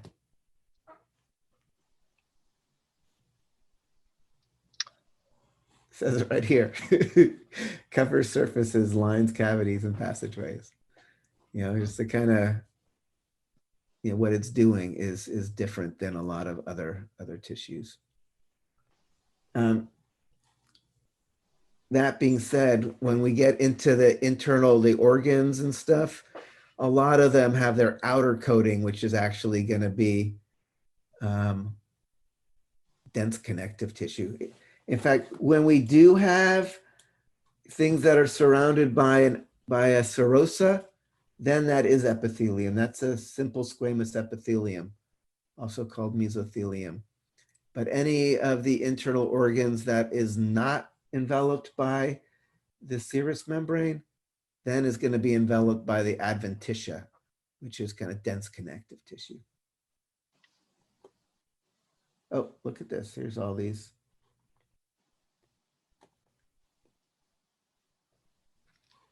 You should definitely remember the basic classification. Simple one layer versus stratified multiple layers. And it could be squamous, cuboidal, transitional, columnar. I could put any of these under the microscope and you should be able to recognize it. You should also have a sense of where you would find one or another of these. Again, simple, we've seen now in a number of places. We saw lining all of your blood vessels and pretty much being pure capillary, where you want a very thin layer for diffusion. So the wall of a capillary is made out of simple squamous epithelium. Simple squamous epithelium was also what was one of the cells that make up the alveoli, where you also want a very thin wall for the oxygen to diffuse from the lung tissue into the bloodstream. Stratified squamous, on the other hand, where did we find that? On the tongue and the vagina. Yeah, on the tongue, the vagina, the outer skin as well. Places where there's going to be friction, where you don't want like one layer cells to rip off and you're already down into the next, down in the connective tissue. How about simple and stratified cuboidal? Where do we find that? Ducks. Yeah, exactly. Ducts. When you see ducts, it's if it's a small duct, it's probably going to be simple cuboidal. If it's a larger duct, it's probably going to be stratified cuboidal. But we saw a bunch of ducts. Columnar, we talked about lining the whole digestive tract once you get past the esophagus. Where would we find transitional epithelium? The bladder. Yeah, this would be like the bladder and the ureters and stuff. This is specifically found in the urinary system. Simple squamous, stratified squamous, simple cuboidal, simple columnar.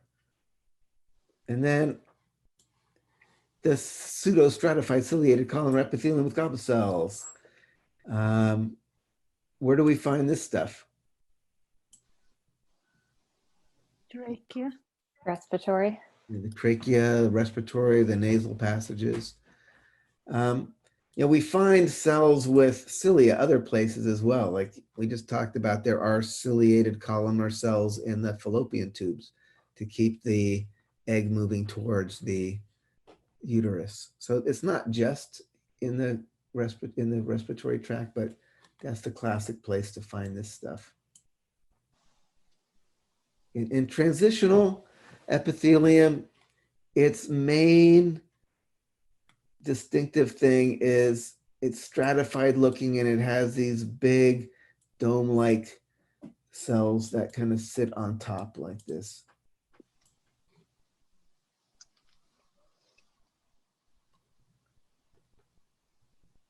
Yeah, this is all, you can remember that. It is worth remembering different ways that glands make their secretion. The most common, merocrine, where they just make something, pack it into little vesicles, do exocytosis, and then the stuff is out there to be secreted.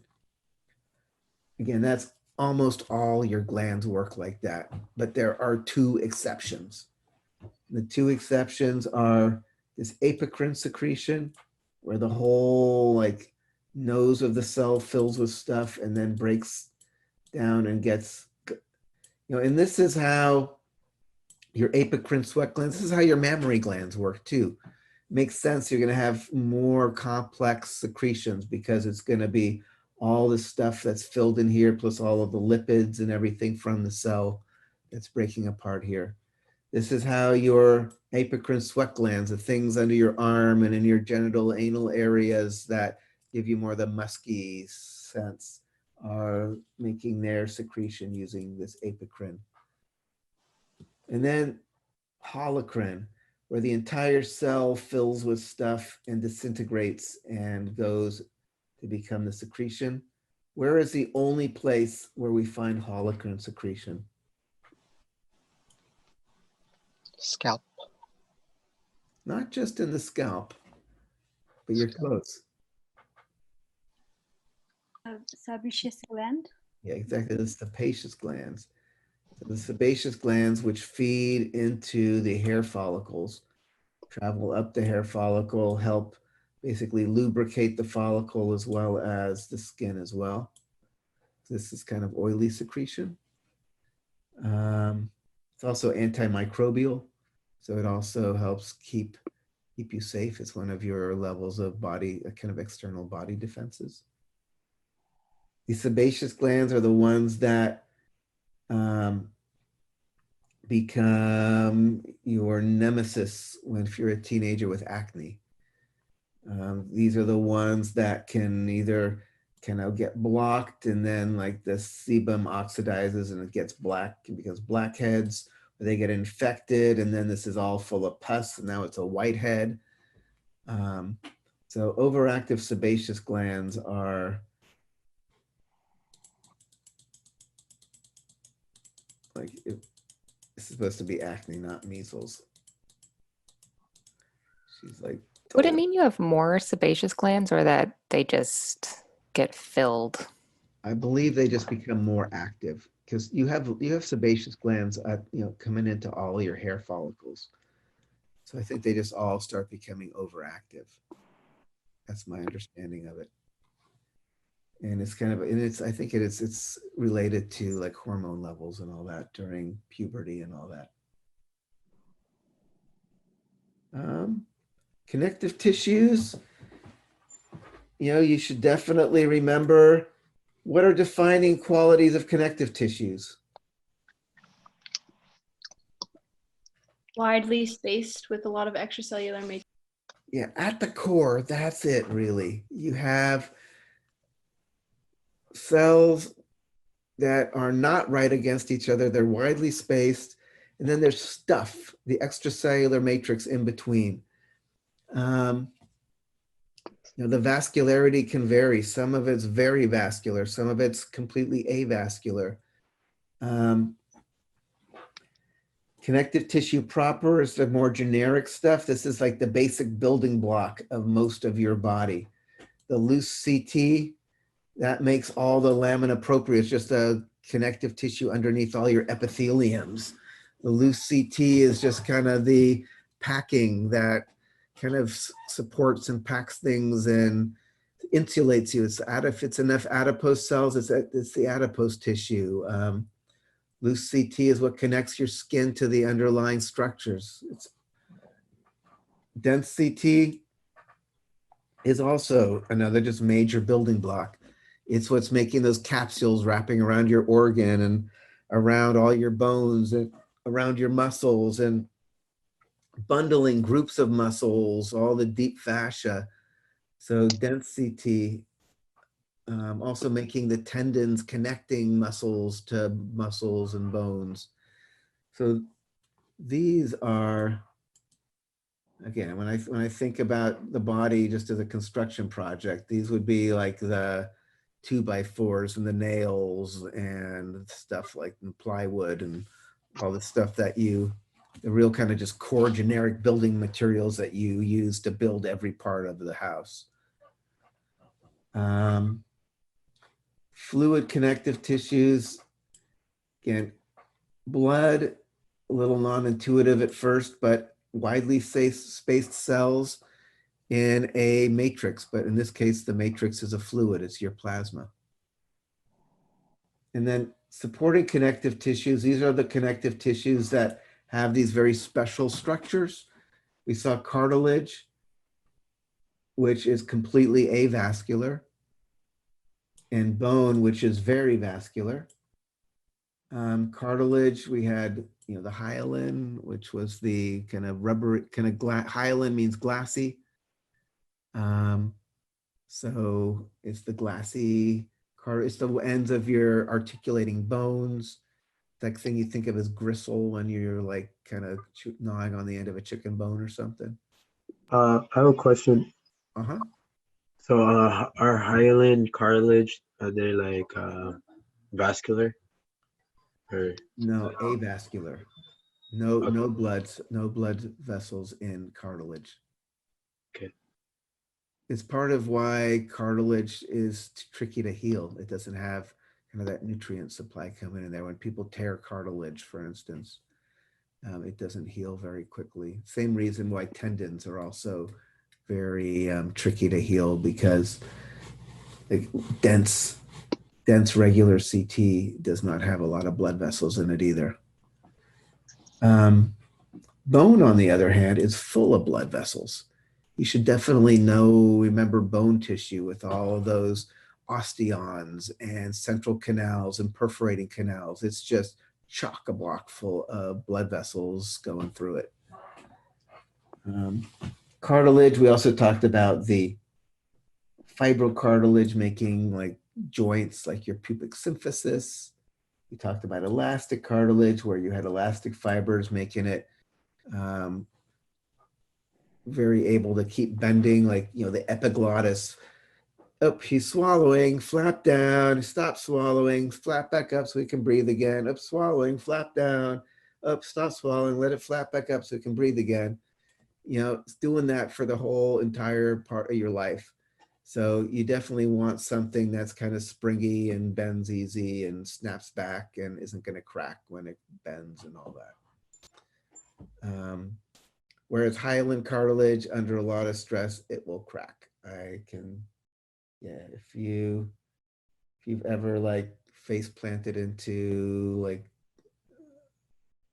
something that doesn't move and heard that, you'll know that hyaline cartilage cracks.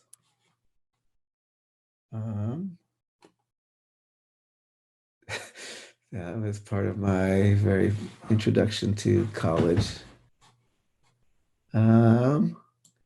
The cells in CT proper, we talked about fibroblasts making the fibers, adipocytes storing adipose fat, mesenchymal cells being the stem cells that can replace the new cell if you want to make new fibroblasts or new adipocytes.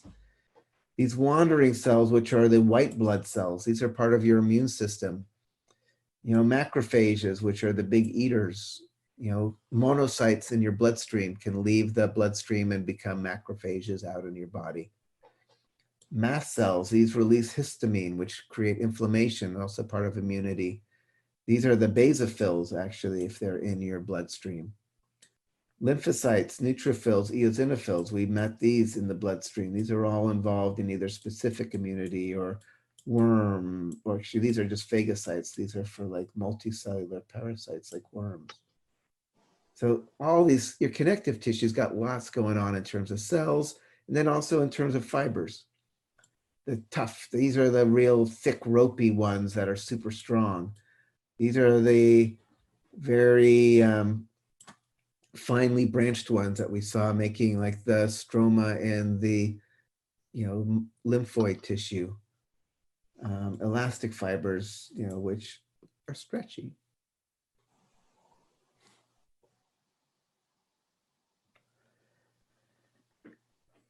You know, you should, you know, if you saw this under a microscope, if I had like some skin under the microscope and I had a pointer in here, you should definitely recognize that this is dense, irregular CT.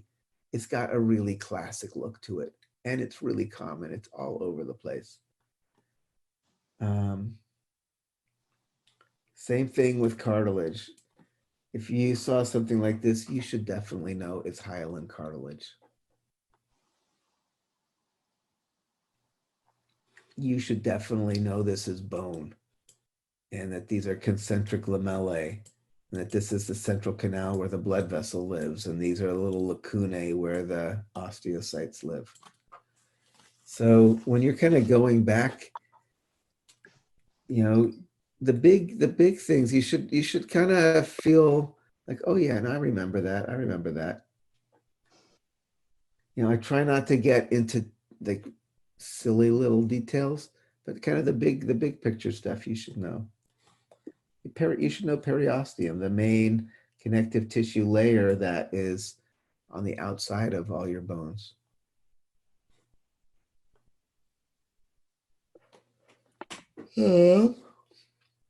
What is this tube right here?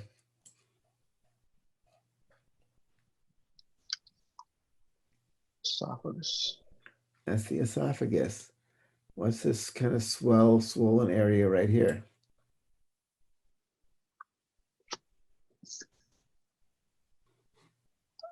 Rectum. That's the rectum there. Yeah, so that's why I'm also saying, you know, I could look at a picture here, but I don't have to, I can ask you anything.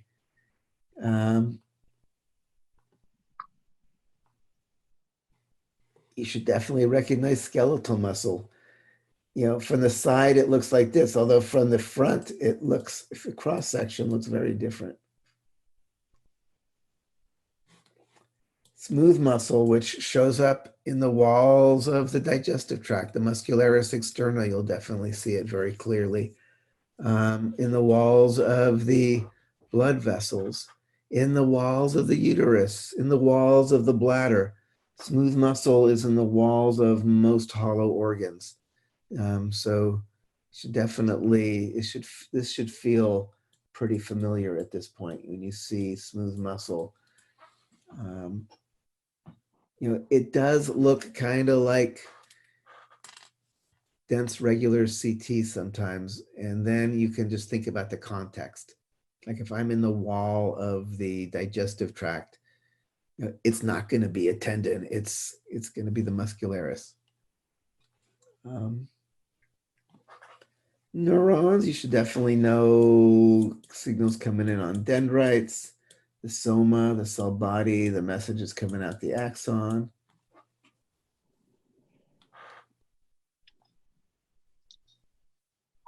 Oh, look at this. This is from, now you should know this as well. What do we call this? This little like bundle of cells when it's still just like, looks kind of like a mulberry.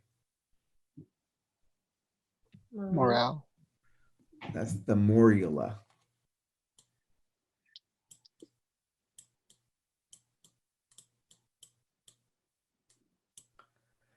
Morula. As opposed to the blastocyst is once it starts getting this hollow area, the blastocele in here. Again, the inner cell mass, which is going to become the actual fetus, and then the trophoblast cells, which become the placenta, as well as the chorion.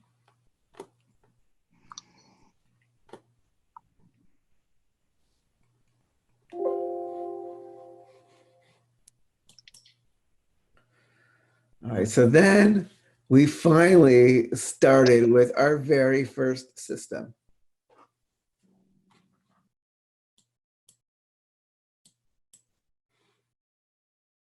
And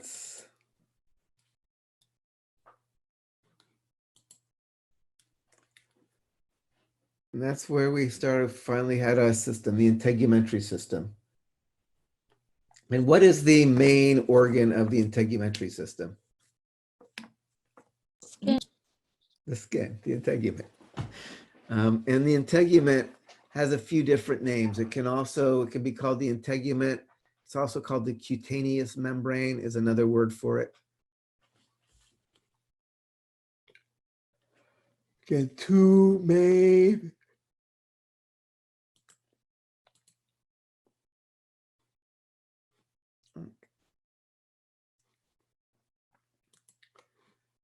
layers, the epidermis and the dermis. What kind of tissue makes up the epidermis? Stratified squamous epithelium. Yeah, exactly. This is the stratified squamous epithelium. And again, it's thin. It's only like maybe 1/10 of a millimeter. And below that is the dermis, which is, depending where you're looking, it starts with a loose CT right underneath the epidermis. That's the papillary layer. But then kind of the majority of it, like 80%, is denser CT, this reticular layer. And the epidermis, we talked about having different layers, like the dividing layer at the bottom, that stratum germinativum or basal layer, going up to the stratum spinosum, to the stratum granulosum, up to finally the stratum corneum, where the cells are kind of dying or dead. They're dead already by the stratum corneum. And then in the dermis, there's all sorts of cool stuff. Hair follicles, tell me two of the exocrine glands that you find in the dermis.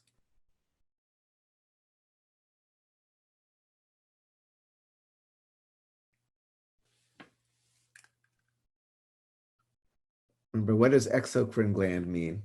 Sebaceous gland. Sebaceous gland is one. And the apocrine gland. And the apocrine sweat gland. And then what's one other one even? Aircrine sweat gland? Yeah, the merocrine sweat gland or eccrine sweat gland, the more common just sweat to cool off. The apocrine sweat glands are for, again, that more kind of musky, sex-related scent. We talked about nails, which we talked about how epidermis, hairs, and nails all kind of have the same basic mechanism. You have these dividing cells, whether it's in the stratum germinativum or in the hair matrix or in the nail matrix. And they start making these keratinized cells. In the epidermis, it's kind of sheets of keratinized cells that become your skin. In your hair follicle, it's columns of keratinized cells that become the hair. In the nails, it's kind of these like broad sheets of keratinized tissue that becomes your nails.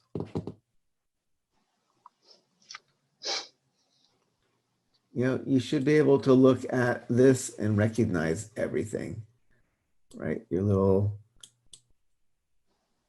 classic sweat gland, the little hair matrix, which is going to be, there's the hair papilla, that little divot, that little nipple-like projection. You should recognize, what is this little thing right here? Erector pili. The erector pili. What kind of muscle tissue makes that up? That's just a skeleton muscle, isn't it? Smooth muscle. It's going to be smooth muscle, right? So this is the involuntary. You typically, it just kind of happens. You don't like think like, uh-oh, I think I'm going to all of a sudden make myself bing, goosebumps. It kind of more happens without you controlling it. And then below the dermis, all of this is not officially part of the skin. What do we call all of this layer underneath here? The hypodermis? Yeah, I see if like it can be called the hypodermis, Subcutaneous. subcutaneous layer, because it's below the cutaneous membrane. And we actually had one other word we used for it as well, or term, I should say. Superficial fascia. Yeah, superficial fascia, which I think is probably the funnest thing to say in the entire semester. Sometimes I just say it for fun, superficial fascia. And again, the superficial fascia helps attach your skin to the underlying structures, but not too tightly. So it's got some play. You can smush your skin around and the stuff underneath can move around. And there's kind of play between your skin and the underlying structures and muscles and vessels. But we do have certain areas like around your wrists or around your elbows and areas where the cutaneous membrane, the epidermis, the integument is bound more tightly to the underlying structures, so your skin doesn't totally get all like wrinkled up and you don't become like a Shar-Pei or something.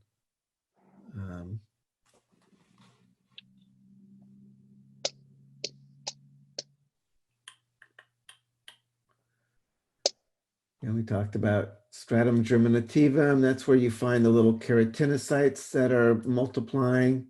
There's also melanocytes that add in pigment to help protect the cells from ultraviolet radiation, mutating their DNA. Stratum spinosum is just as the cells continue on. Granulosum, the cells are kind of dying and releasing these little granules that help bind up all the keratin fibers and make everything into sheets, and also lipids, things that waterproof things. By the time you get to the upper layer, it's just kind of sheets of keratin. And typically by this time, you already just see things like on our slides, you see all sorts of things flaking off.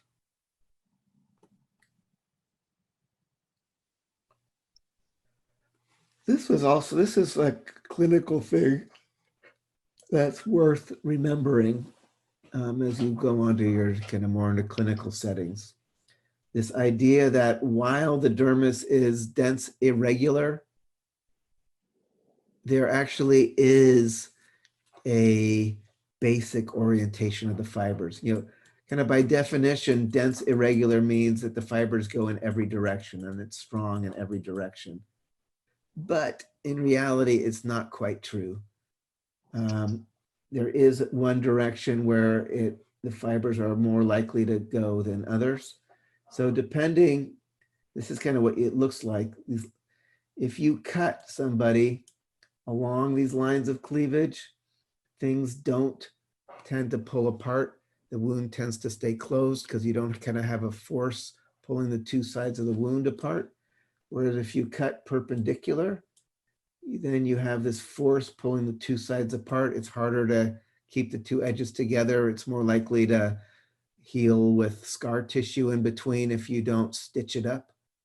So, you know, again, it's worth remembering this idea here because you've probably even noticed, again, everybody here is old enough that you have probably been wounded enough times with deep cuts and realized sometimes it like splits open and sometimes it really doesn't. Like, what's up with that?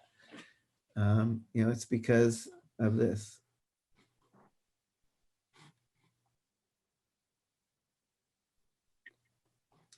Again, the hair follicle, it's kind of like this invagination of the epithelium. Don't worry about the different names like the connective tissue sheath, the glassy membrane, or just remember the basic structures. Sebaceous glands tend to be dumping into them, erector pili muscle. Again, that's important because if it's cold, you want to like fluff up your fur to give yourself more insulation, or if you're scared, you can look bigger by fluffing up all your fur, like if you're a cat, but it doesn't really do much for us.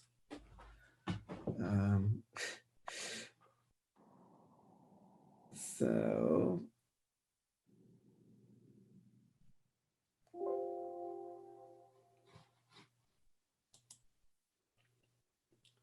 and there are also, we're probably not, I'm kind of starting in some detail here because of just to kind of get your kind of minds wrapping around like, oh yeah, that's where we started.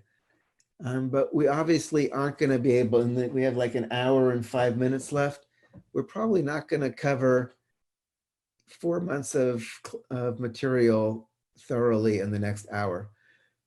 So I will continue moving through this stuff, but if there are particular topics that people would like clarification on, I'm happy to take like suggestions. Or, you know, so I don't know if there's anything people in particular would like to review or would like me to focus on as we're doing this. Request, that's what, if I was giving you a concert, like, you know, no Freebird, but any of the systems of the body would be good. I think the ones that just kind of like what you're doing, the ones we haven't talked about in a long time, it's nice to get like a refresher on just stuff we haven't really seen in a while. Okay, so I can just kind of continue on going this way then. And yeah, maybe I'll do like another, and also our people, I've been going now for a little over an hour. Would people have but like maybe a 10-minute break and then we'll continue going through this so people don't totally fry? Or I'm fine. I don't need a break. how about raise your little hand if you want me to just keep rolling.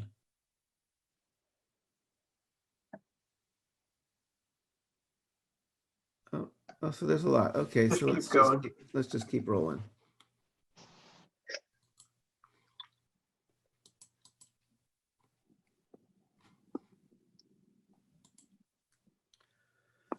So skeletal system. So here we did, again, lots of different stuff. We have a lot of stuff that is about the actual tissue itself, but then a lot of stuff that is the actual just bones and the names of all the different parts and pieces of the bones. So we'll look at both of them a little bit. You should remember the cells that make up bones, you know, the osteocytes that live in the little lacunae. You should remember, what are the cells that break down bone? Osteoclast. Osteoclast. What hormone is going to stimulate the osteoclast to start freeing up calcium to the body? Parathyroid hormone. These are the parathyroid hormone. That's what these guys are listening for. Um, Again, the basic compact bone, you should definitely know the central canal where the blood vessels and nerves and stuff go through. The little lacunae where the osteocytes live. This says lamellae. What kind of lamellae? What would be more specific name for lamellae that are kind of making the bullseye rings around here? Concentric. The concentric lamellae versus like the interstitial lamellae versus the circumferential lamellae that go around the entire bone.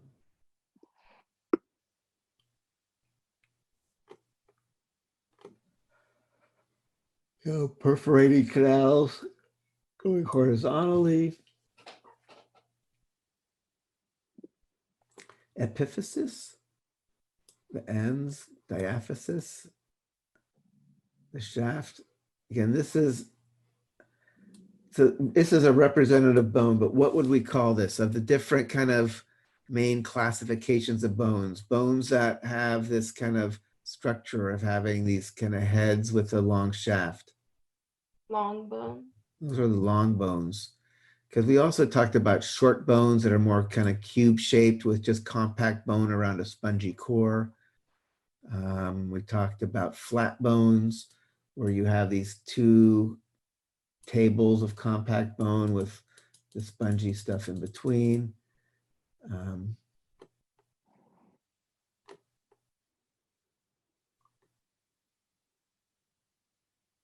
Yikes.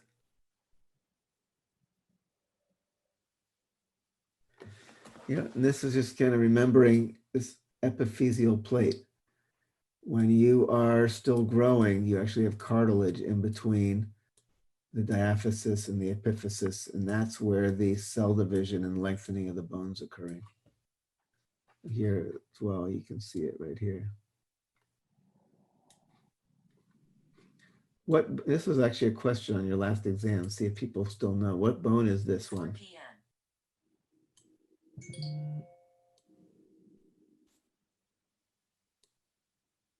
What bone is this? Radius.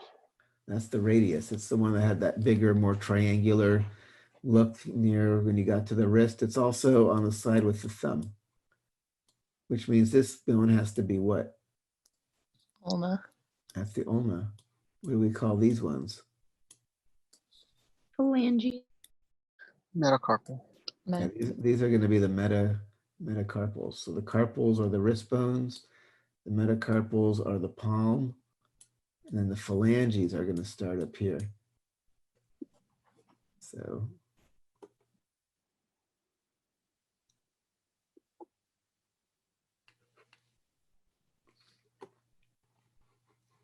what fissure is that? What's its name in more, if you wanted to be more accurate about this particular fissure?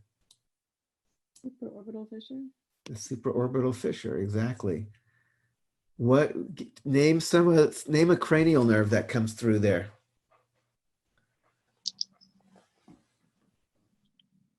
Three. Three, yeah, oculomotor. All those ones that run the extrinsic eye muscles are poking out through there. Oculomotor, CN4, the trochlear nerve, CN6, abducens, all come through that little fissure. And then also, here's another little hole. What comes through that little hole? Optic nerve. And the optic nerve. That's the optic canal for CN2. What bone is this purple bone that these are going to? Sphenoid. That's all the sphenoid bone, exactly. What is this bone here making up the front of the face? Maxilla. The maxilla. What about this bone here, kind of making up the beginning of the cheek here? Zygomatic. That's the zygomatic bone. Yeah, so you should definitely, and if we look, what bone is making this top part of the bony nasal septum here? Ethmoid. Yeah, that's the perpendicular plate of the ethmoid. What about what bone is making up the bottom of the septum here? Vomer bone. The vomer bone.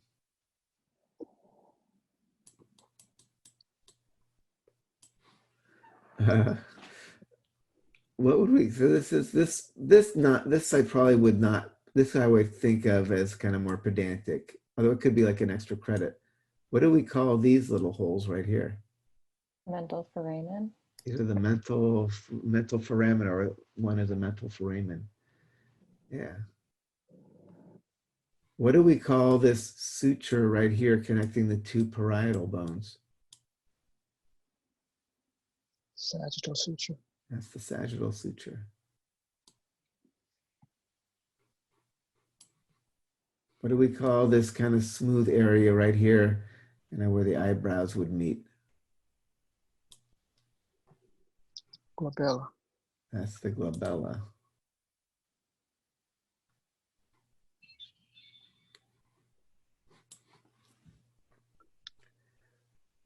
Inside this idea of sinuses we've talked about, these hollow spaces that are lined with mucous membrane, and again, connect into your nasal cavities with little tunnels. We had sinuses within the frontal bone. Which bone is this sinus in right here? Sphenoid. It's in the sphenoid. That's the sphenoid sinus. There are also sinuses in your maxillary bones. There's sinuses in your ethmoid bones. There are sinuses in your temporal bone. There's the mastoid sinus. And then the hip, the pelvis here. Remember, it's got this part. What do we call this thing? Sacrum. That's the sacrum. And what is the sacrum actually made from? Vertebrae fused together. Yeah, it's 5 sacral vertebrae that fuse together. And then we have these sacroiliac joints that connect the sacrum, which is the back of the pelvis, to these coxal bones, or os coxae as they call them.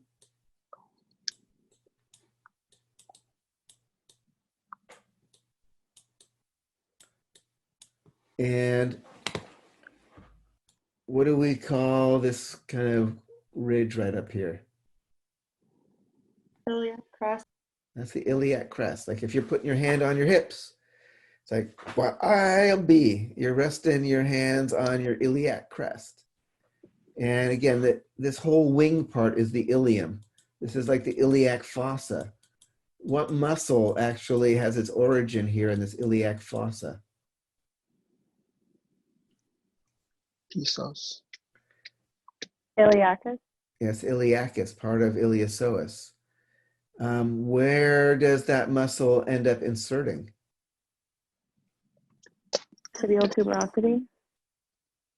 Oh no, sorry. The transverse process of lumbar. So that's the psoas major has its origin on the transverse process of the lumbar vertebrae, but all together they're coming down. And where do they actually? Tibia. Yeah, The anterior inferior. they insert on the lesser trochanter of the femur, That's the trochanter. right? What was the action of iliopsoas? Hip flexion. Hip flexion. These were the ones that pull your thigh up. Again, it's important to remember iliopsoas because it's a super important muscle, but it's not something that gets on people's radar as much because it's deep. So you don't really, bicep, you can see it. It's like it's bulging on your arm. But iliopsoas is really important. Or to extend your hip, a big muscle for that is gluteus maximus. And nobody doesn't know gluteus maximus. It's like your butt. But iliopsoas is a little more under the radar, but not less important. What do we call this part right here? Kind of where the iliac crest ends at the front here. Anterior superior iliac spine. Exactly. That's the anterior superior iliac spine. That was where like sartorius attached. That was where like tensor fasciolata attached. Then we have the inferior iliac spine below it, which was where your rectus femoris muscle attached. Here's the pubic ramus, which is where pretty much all your adductor muscles attach. Are What you is, going to have like we need to say left or right bones on the final? sure. Yeah. Yeah. I mean, if you see a humerus sitting on the table, you should, yeah, I'm going to have to figure out the best way to figure that out, given that normally you get to pick these up and manipulate them and kind of get a sense of them. So, yeah, in all honesty, I have not written the lab practical yet. So I don't know exactly. I have an idea of what I want to cover. I have my old like piles of options of lab stations when I normally have real stuff to work with. So in all honesty, I can't tell you exactly for sure, because it's still like percolating. So that's the answer there. But I suspect, yes, I suspect if you see I probably would not give you a really hard one. I'd give you like if you see a femur sitting on picture of femurs, or a humerus, you should be able to figure out what it is. Right. I was just thinking more of like a rib or No, so anything that we do is going to have to be pretty obvious to tell using kind of these two-dimensional pictures. And again, as I start creating the questions, I will see what works or doesn't work. And if I go down some pathway and realize, no, this just isn't working, I'll just, come up with a different kind of question. So I don't know for sure yet, though. What is this hole here going through Obturator. the obturator foramen? What nerve ends up going through that hole? Which one? obturator. The obturator nerve. Which muscles are innervated by the obturator nerve? Adductor. Yeah, all these adductors is going to the inside of the thigh there. So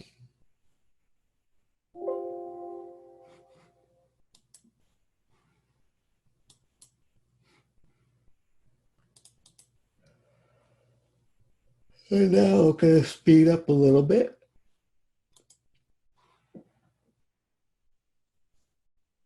You should definitely know all the bones.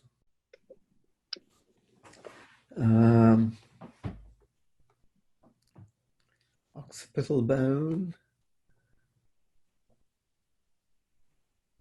We spent quite a bit of time on this.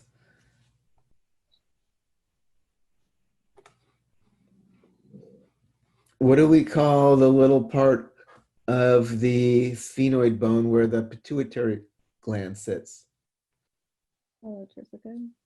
Sella turcica. Exactly. And right in there. What? Pointer options. Pen.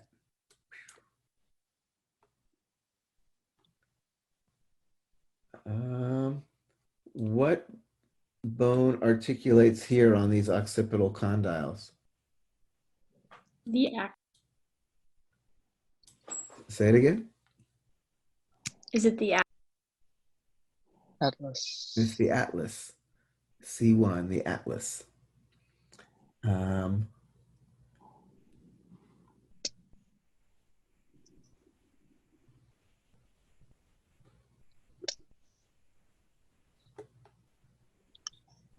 Again, I don't want to get too deep into the details.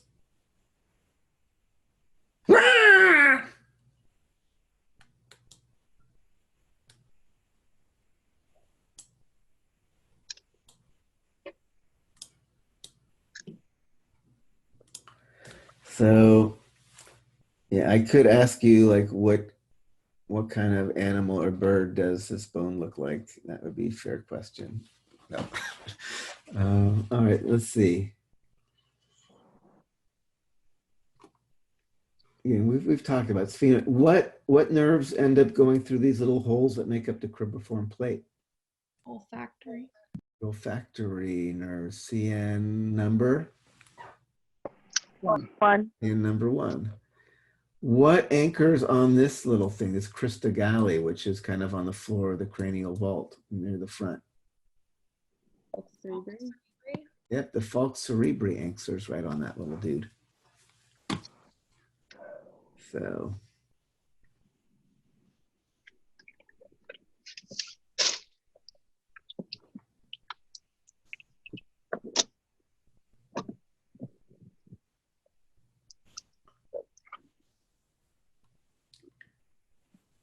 do you remember what do we call the type of bone formation where the bone starts out as kind of a membrane, a fiber connective tissue membrane, and then the ossification kind of occurs within that membrane? Wormian bone.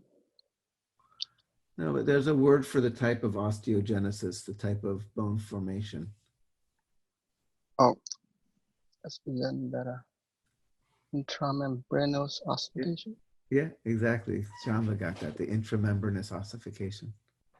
So a lot of the flat bones form that way. And again, that's how come like a baby's skull is squishy, because some of the bones are not actually bone yet. They're just this connective tissue membrane, which makes it more likely that the kid's going to manage to get out of the birth canal because the head has this ability to kind of squish. Yeah, I mean, they used to take forceps and reach in and kind of grab and pull them out. But then I think that's why, like, supposedly like Sylvester Stallone's face looks kind of weird because his head's still kind of pushed in where the forceps grabbed him when they were delivering him. You should know the basic vertebrae. 7 neck, 12 thoracic, 5 lumbar.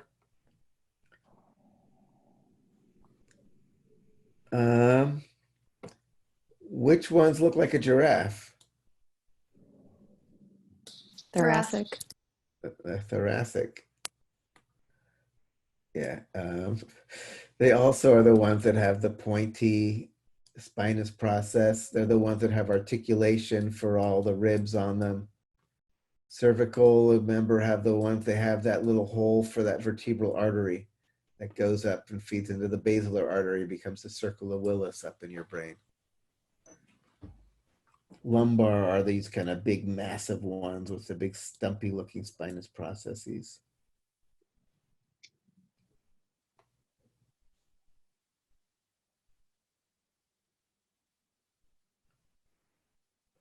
Again, kyphosis, that abnormal thoracic curvature.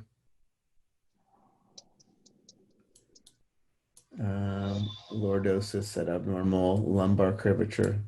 Scoliosis, that abnormal lateral curvature.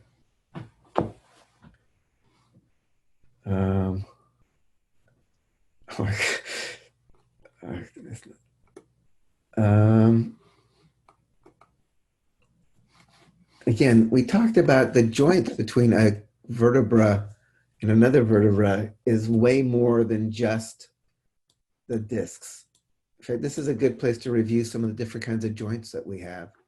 There's a cartilaginous joint, these intervertebral discs, where we connect the body of one to another using cartilage, fibrocartilage, with that little nucleus pulposus to give it a little bit of springiness. But then we also have these other joints. These are synovial joints between the articular, superior and inferior articular processes. They're little gliding, they're plane, they can slide. But synovial joints, where the articulating, in any kind of synovial joint, what are the articulating surfaces covered in? Synovial fluid. But before that, Cartilage? cartilage. They're covered in hyaline cartilage. And then the Articulate. synovial fluid kind of makes everything slippery there. But if you don't have that cartilage, that's like osteoarthritis. When that osteoarthritis, the classic arthritis of old age, is when that cartilage starts wearing down and you actually have bone rubbing against bone, and it's really painful and crunchy.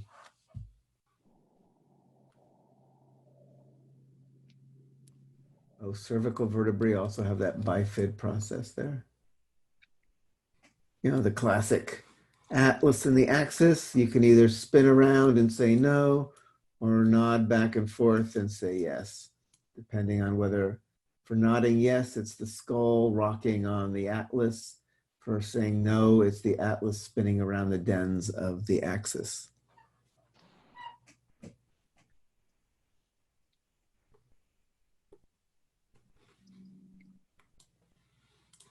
Yeah.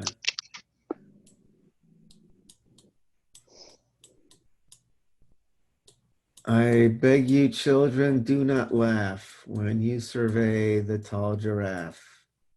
He has a trumpet for a throat, yet cannot blow a single note. All right, now let me continue here.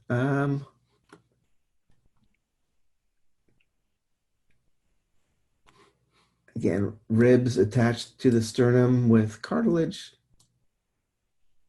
What's the difference between a true rib and a false rib?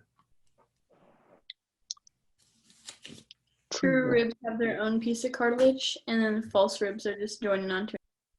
Exactly. The false ribs are the ones that kind of join into that kind of common cartilage leading back up there.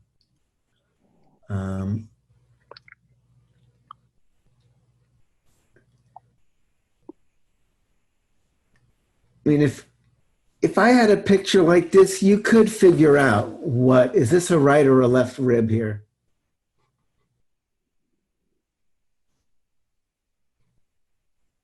Left? I would say Is that right? So remember the things you look for, the tubercle, you goofy goof. The tubercle, I gotta get into annotate mode. The tubercle is always gonna be inferior, and the costal groove is also inferior. So we know that this is oriented properly in terms of up and down. And then we also know that the head is the part that goes into the thoracic vertebrae, and that this part here is the part that connects onto the sternum. And so therefore, and we can just see from this picture, you know, that this is kind of posterior, this is further forward, this is coming back at us. So this has to be a right rib. So there is enough information. I mean, it's a little tricky, but I wouldn't feel totally like I was being a jerk if I asked you if this is a right or left rib.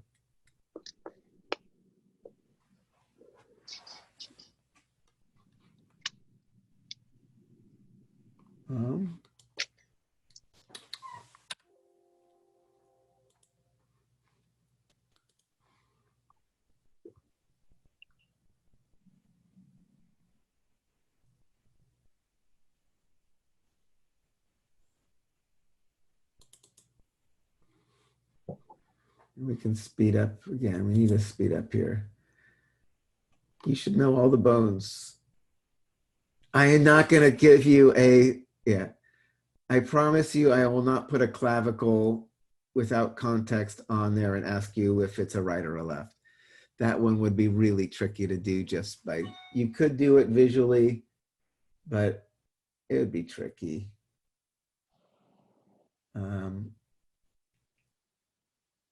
That being said, this is a right clavicle.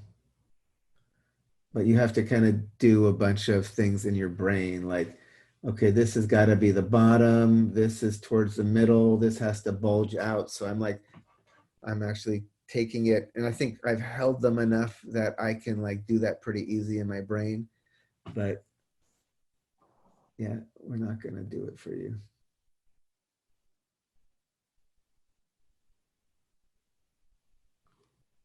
Yeah, because this is the bottom. Yeah, this has to be a right one.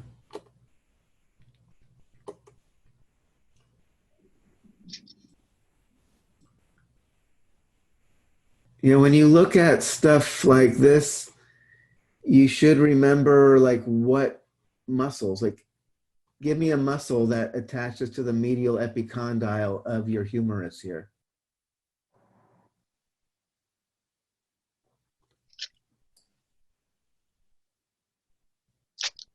Flexor carpi ulnaris. Uh-huh. All of those flexor, forearm flexors, flexor carpi radialis as well, palmaris longus as well, flexor digitorum muscles as well.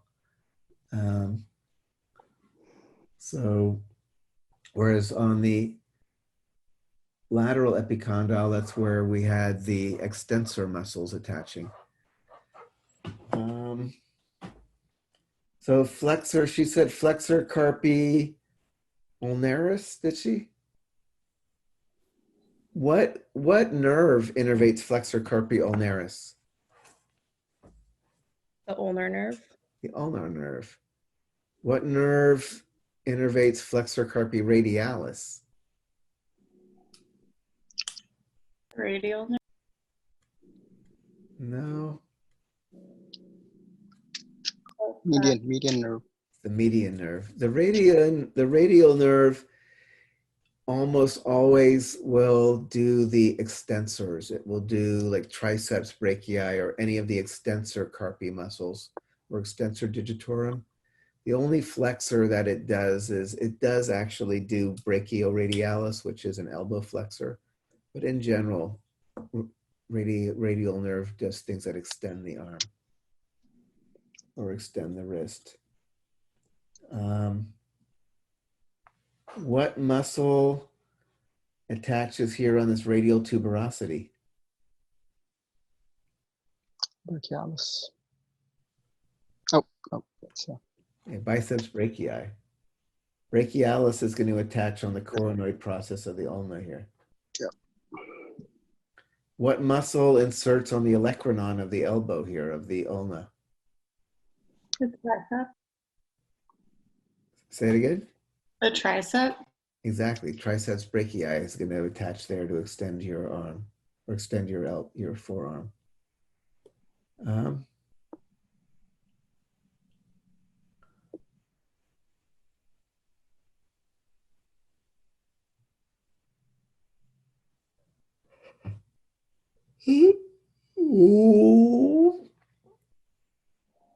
What bone articulates here on these condyles, medial and lateral condyles here on this bone? radial. Oh, no, it's tibial. Yeah, the Tibia. tibia. That's where the tibia, the head of the tibia is going to go there.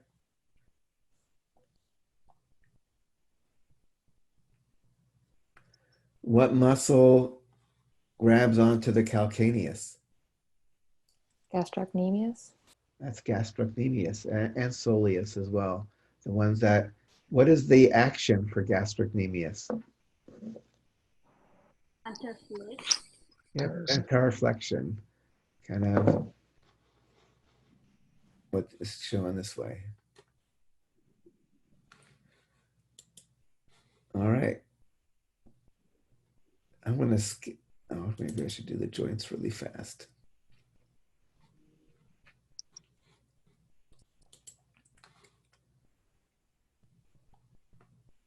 And you should remember the basic synovial joint, articular cartilage on the bones that are touching, synovial membrane covering everything inside that is not cartilage, making that slippery synovial fluid. And then everything surrounded by this articular capsule, this kind of dense connective tissue. What do we call a little pad of synovial membrane or connective tissue lined with synovial membrane that helps kind of keep things from rubbing so they slide nicely past each other, like these little things? A bursa sac. Yeah, those are the bursa. And if they go all the way around a tendon, they can be called tendon sheaths.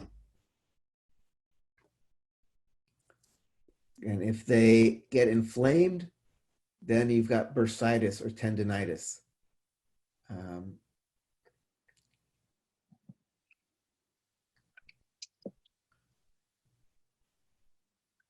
These are like trippy. This is like, I feel like I'm watching some like weird like movie.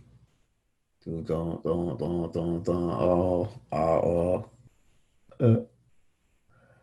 let's see. Let's not get into this.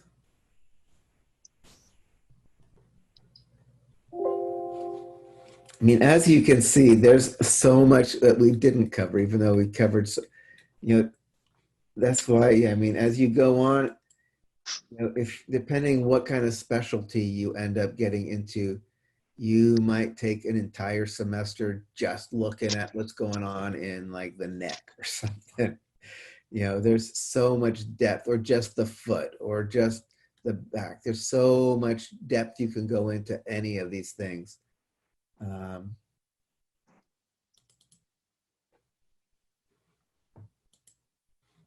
But hopefully you're going to walk out of this semester with kind of a nice overview of kind of a solid foundation of all the different stuff.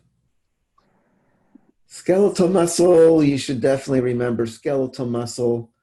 And remember, you have individual cell, and then individual cells are bundled into fascicles, and then fascicles are bundled into an entire muscle, the muscle wrapped in epimysium. What division of the nervous system is going to excite skeletal muscle? Somatic? Exactly, the somatic division. What kind of neurotransmitter is the somatic motor neuron going to release at the neuromuscular junction to excite that muscle? Acetylcholine. Yeah, acetylcholine. Exactly. What are the two main proteins that make up the myofibrils that create the force, the contractile force?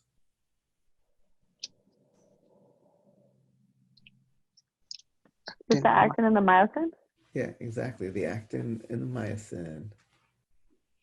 Actin and myosin.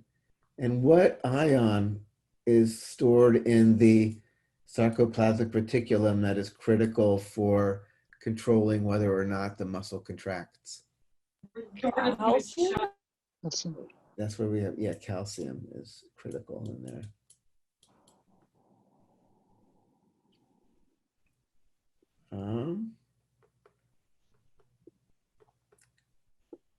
Talked about motor units. The more motor units you excite at the same time, the stronger overall contraction you're going to get in the muscle.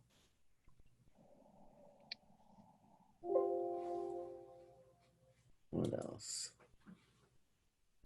Looking at the clock, we still have like a half hour here. Yeah. In terms of, this is kind of tricky to kind of figure out which muscle do you need to make sure you remember. But, there will be muscles on this final. Again,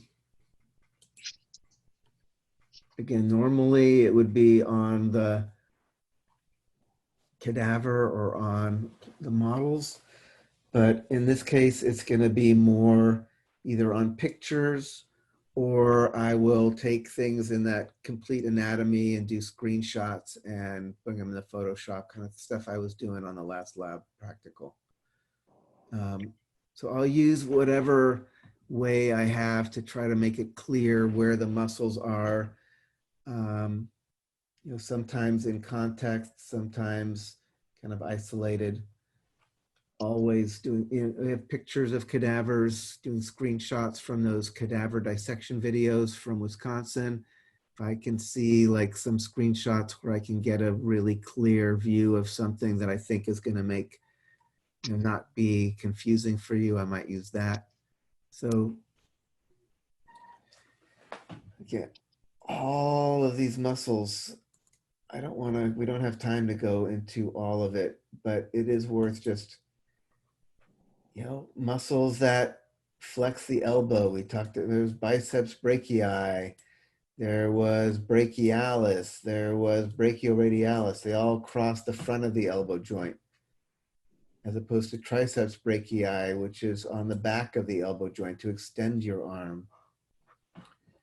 We talked about things that will flex your wrist, flexor carpi ulnaris, flexor carpi radialis, palmaris longus, things that will extend your wrist, the extensor carpi muscles, things that will clench your fingers would be flexor digitorum muscles. Ones that make you flay them out would be extensor digitorum muscles. What do we call this little band of connective tissue that keeps the tendons of all those muscles from kind of bowstringing? Flexor retinaculum. Yep, that's the flexor retinaculum. Very good. So flexor retinaculum.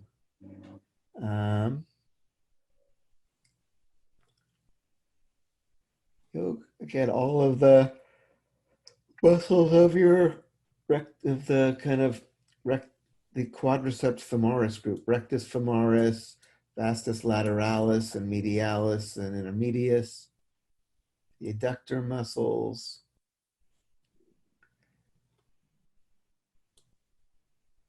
What is an action? What are the action of trapezius here?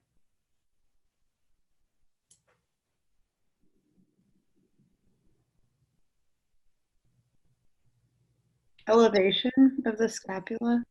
Right. So that's kind of a trick question. It can do a lot of things depending on which fibers contract. This is one. If these fibers up here contract, it can elevate your scapula. If these fibers contract, it can retract your scapula. If these fibers can contract, it can depress your scapula. It can also, since it connects to the back of your head, it can actually extend your neck, pull your head backward. So that one muscle, kind of like the deltoid, has many groups of fibers that can be independently activated to do different things. As opposed to, brachioradialis or, a lot of these other ones, they have 2 points of attachment and they pull and they do their thing. What is the action of biceps femoris?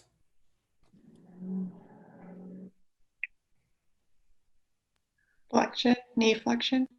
Yeah, this is important. This is part of the hamstrings. It flexes your knee. What's another thing that it does?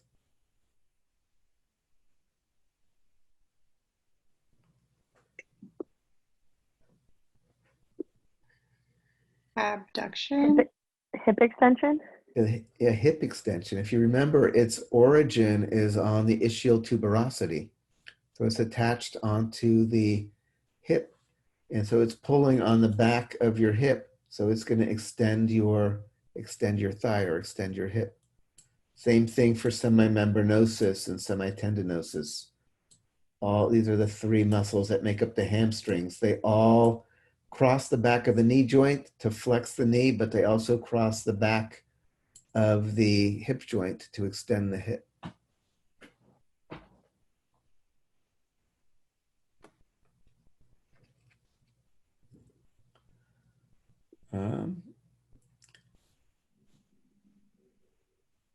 Yeah, you should know. We talked about these muscles a little earlier.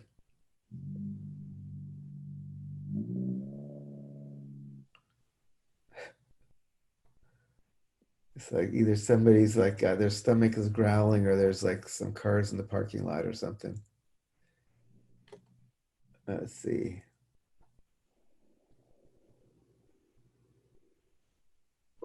What do we call this cartilage right here?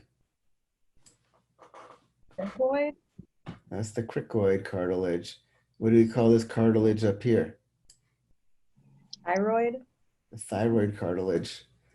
And again, that's what kind of makes up the Adam's apple right here. When you look on somebody just through their skin, that's that.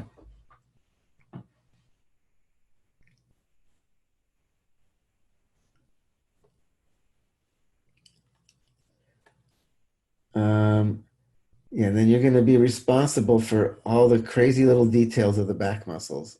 Just kidding. So yeah, no, don't worry about this at all. You do need to know the abdominal muscles for sure.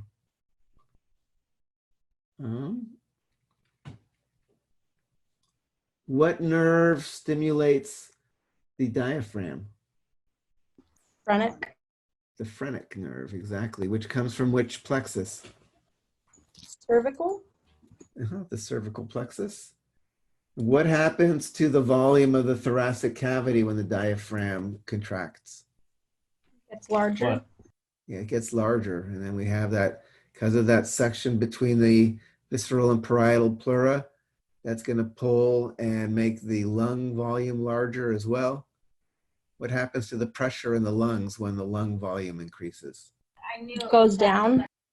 Yeah, the pressure goes down, and that is going to cause the air to flow in from outside.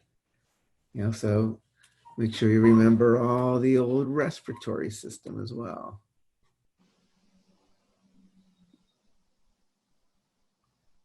You know, we just talked about the inguinal canal when we were doing the male reproductive. This is giving you a sense of what an inguinal hernia is. This is when, like, some intestines.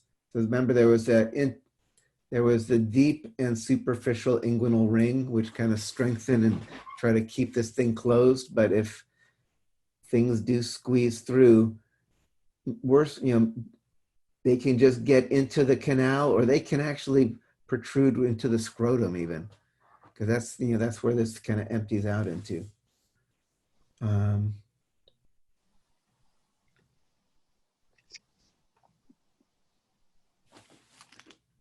Down here, again, external urethral sphincter. That's the one, that skeletal muscle that you can control. Same as the external anal sphincter. All these are pelvic floor muscles. And we didn't really learn these in detail. And I talked about the levator ani just as a kind of giving you a sense.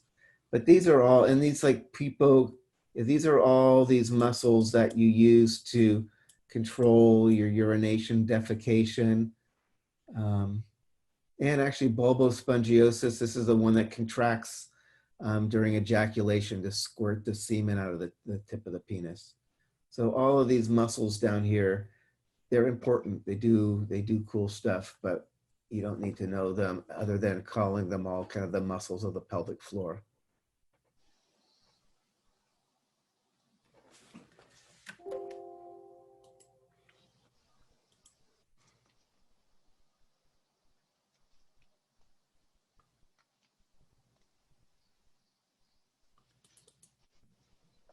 I'll just, again, I want to go.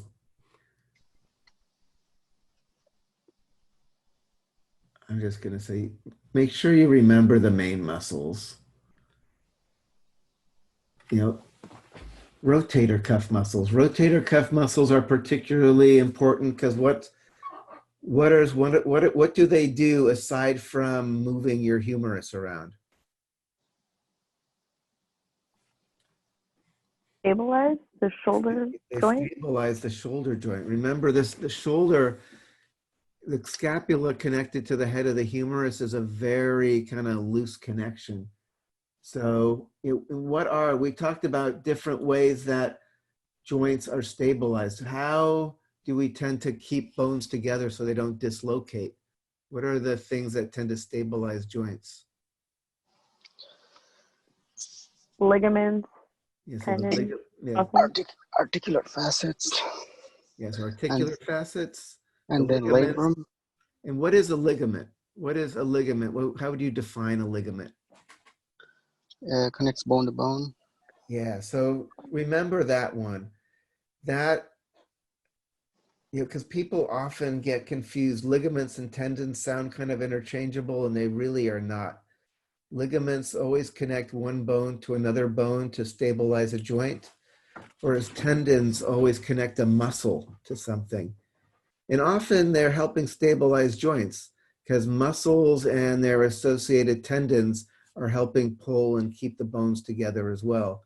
But it's just a very different kind of thing. It's the tendon connects the muscle to something, whereas ligament connects a bone to something.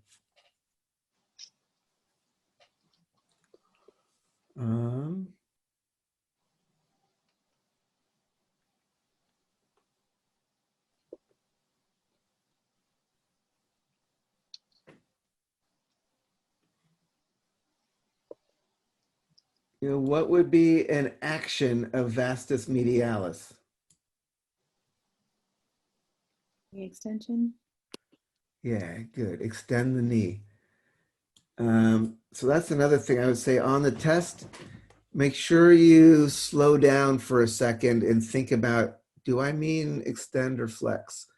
Because I think another thing, people get into this habit just through life. It's like, oh, flexing a joint is moving it. But when we're in anatomy, flexing a joint is really specifically decreasing the angle. So I often get people running into trouble where they'll say, oh, it flexes the knee. And I think in their mind, they're thinking, oh, it moves the knee. But in reality, you're wrong. It extends the knee. Because when we're talking about the specific language of anatomy, flexing the knee would be the hamstrings. Extending the knee would be the quads.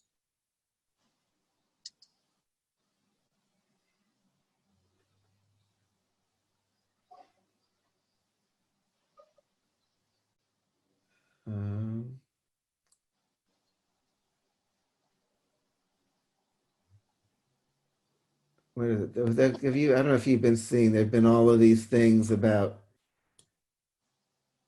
it's like during this time of COVID, we should all be listening to this little piggy. Remember that little poem? This little piggy went to market. This little piggy stayed home. No. I guess I can't tell if people are amused or if not, because all I see are the little blocks. This would look like if someone cut your foot off. Ooh. That's why you should not play with an axe.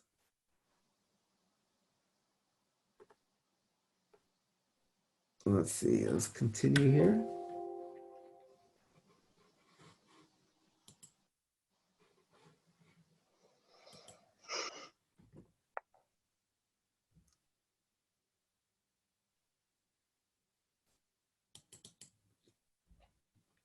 We're getting through a lot of stuff here. I am kind of impressed.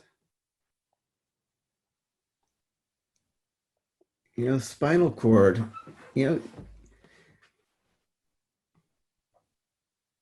there is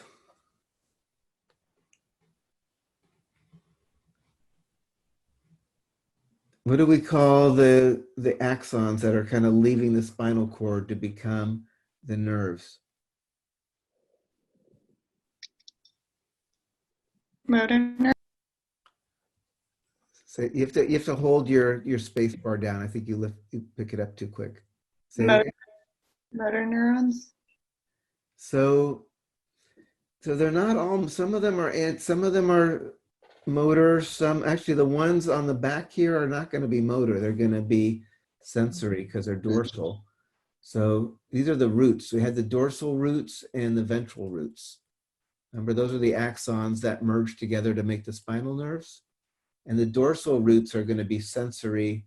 Ventral roots are going to be motor. And then together they create the spinal nerve, which is both mixed.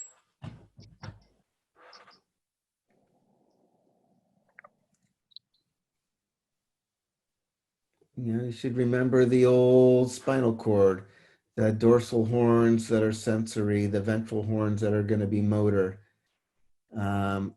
sympathetic chain ganglia that are going to be where your sympathetic autonomic fibers are going to synapse.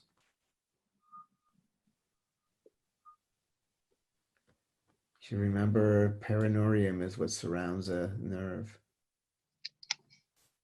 What are all of these little things these little white circle things?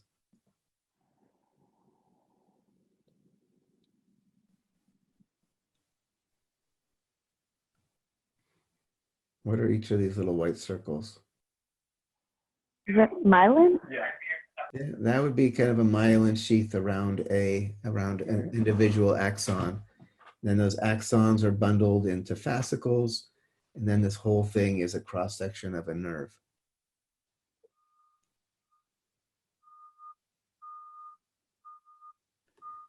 You should go make sure you remember the basic nerves and what they connect to. You know, there will probably be a station where you have to remember, you know, what the nerve is and what is it innervate or something like that.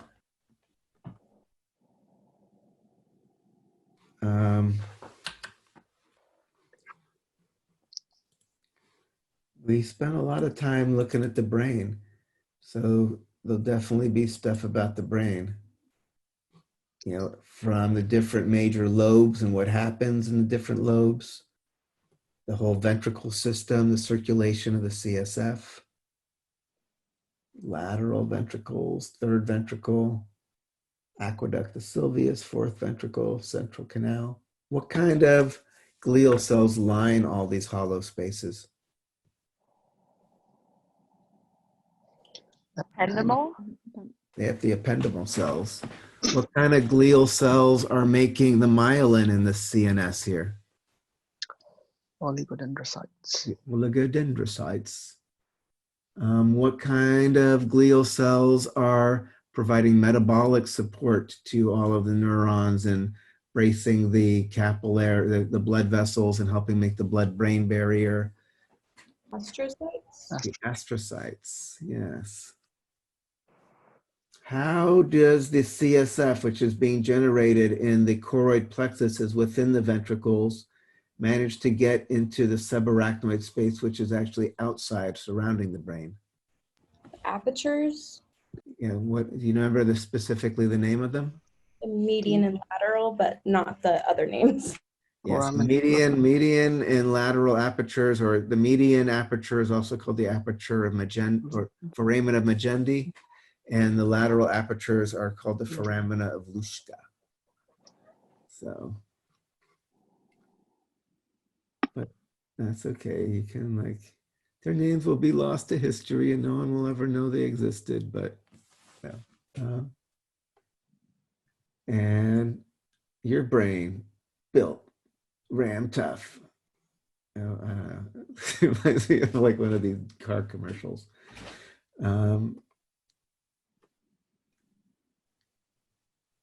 You know, the dural septa, what is this one called here? The main one separating the right and left? Falx cerebri? You have the falx cerebri, and then there's the tentorium cerebelli between the cerebrum and the cerebellum. I'm looking behind me to make sure he's not getting into trouble there. Yeah, he's all right. Okay. That's funny.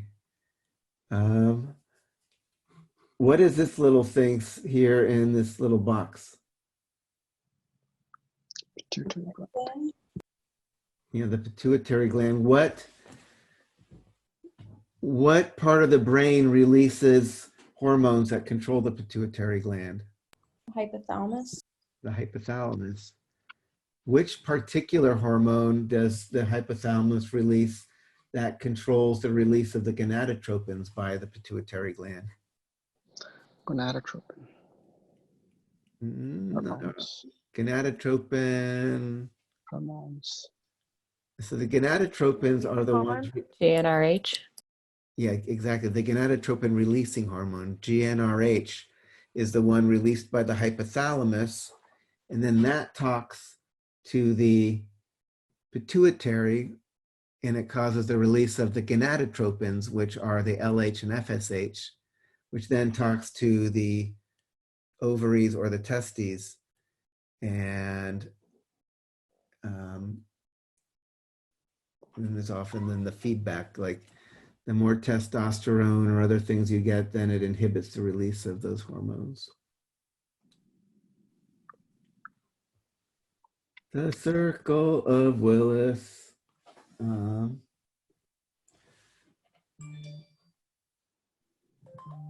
What is the major vein that drains your brain and your head and back down into the brachiocephalic?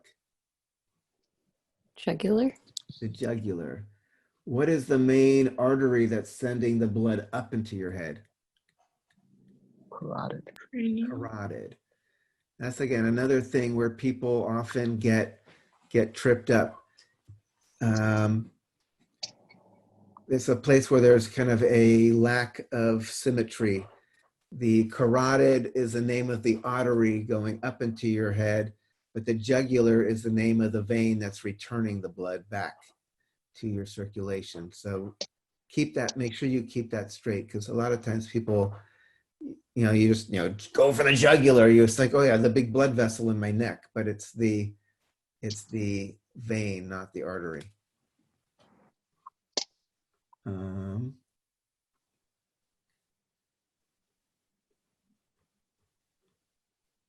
Corpus callosum, connecting the two halves of the two hemispheres. What is the white matter in the brain made out of? Axons. It's the axons, myelinated axons, whereas the gray matter is kind of the nerve cell bodies where more of the actual calculations are happening and stuff like that. Speeding up. Definitely, I'll definitely throw in on all the cranial nerves are they're just a classic part of anatomy. So there'll definitely be a cranial nerve or two thrown on the final. Just because you can't resist. Autonomic special. We're actually running out of time. It's like 4:55. There's special senses. Let me stop sharing for a second here. There's going to be the eyes and the ears, and that would be fair game too. And then the heart and the blood vessels, which isn't as far back because those were just on this last exam. But I promise you there'll be some things that make sure that you can identify major blood vessels,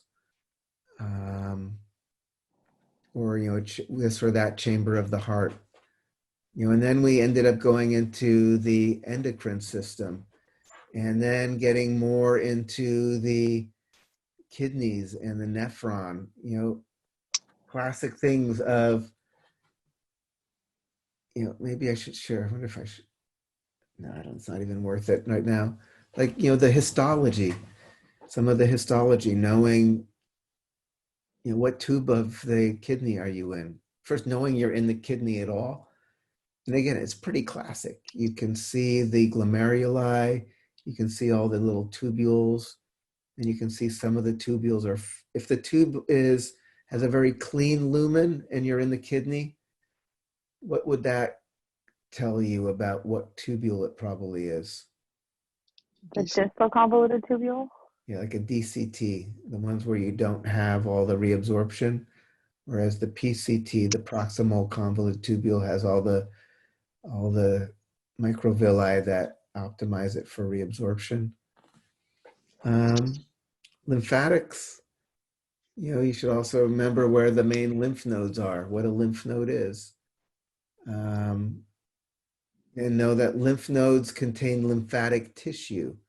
And lymphatic tissue is more generic. That includes MALT, just underneath the mucosa, like the tonsils and the Peyer's patches and things like that. And basically white blood cells, lymphocytes and macrophages sitting in reticular tissue and helping, being part of your body defenses. What else? It's like 2 minutes to 5. Any other last questions? And if you have, we're not going to have any more formal meetings of our class, but I am available like through email and stuff like that. So if you have questions or other things, I'm still accessible. Did you say that you made the lecture exam? I didn't hear you. How many questions are going to be on each part of the exam? I think you said how many questions are going to be on each part of the exam.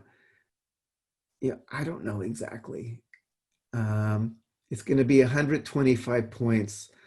I would say each one is going to be about 25% longer than the kind of exams that you have been used to. So it's not going to be some monster like twice as long or 3 times as long. It's going to be, whereas a normal lab practical would be like 30 questions, this might be like 35 questions or something, something like that. So it'll be a little longer, but not crazy longer. So Are there still going to be like extra credit sprinkled in and everything? Yeah, absolutely. Yeah, so it'll be, to the best of my ability, it'll feel like a regular test.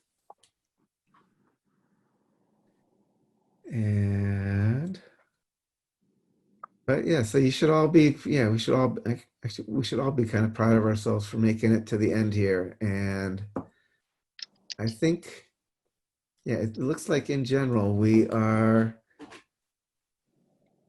in good shape. So you have an entire week to like kind of study and go over things. And we can do like one last check-in before the actual exam starts. But otherwise, I'd say, I'll see you all in a week, and good luck with all your studying and not catching some nasty virus and all that. So, Thank you. all right. Take care. I'll see you. Thank you. See you on Thursday or Tuesday? Thursday. No class Tuesday.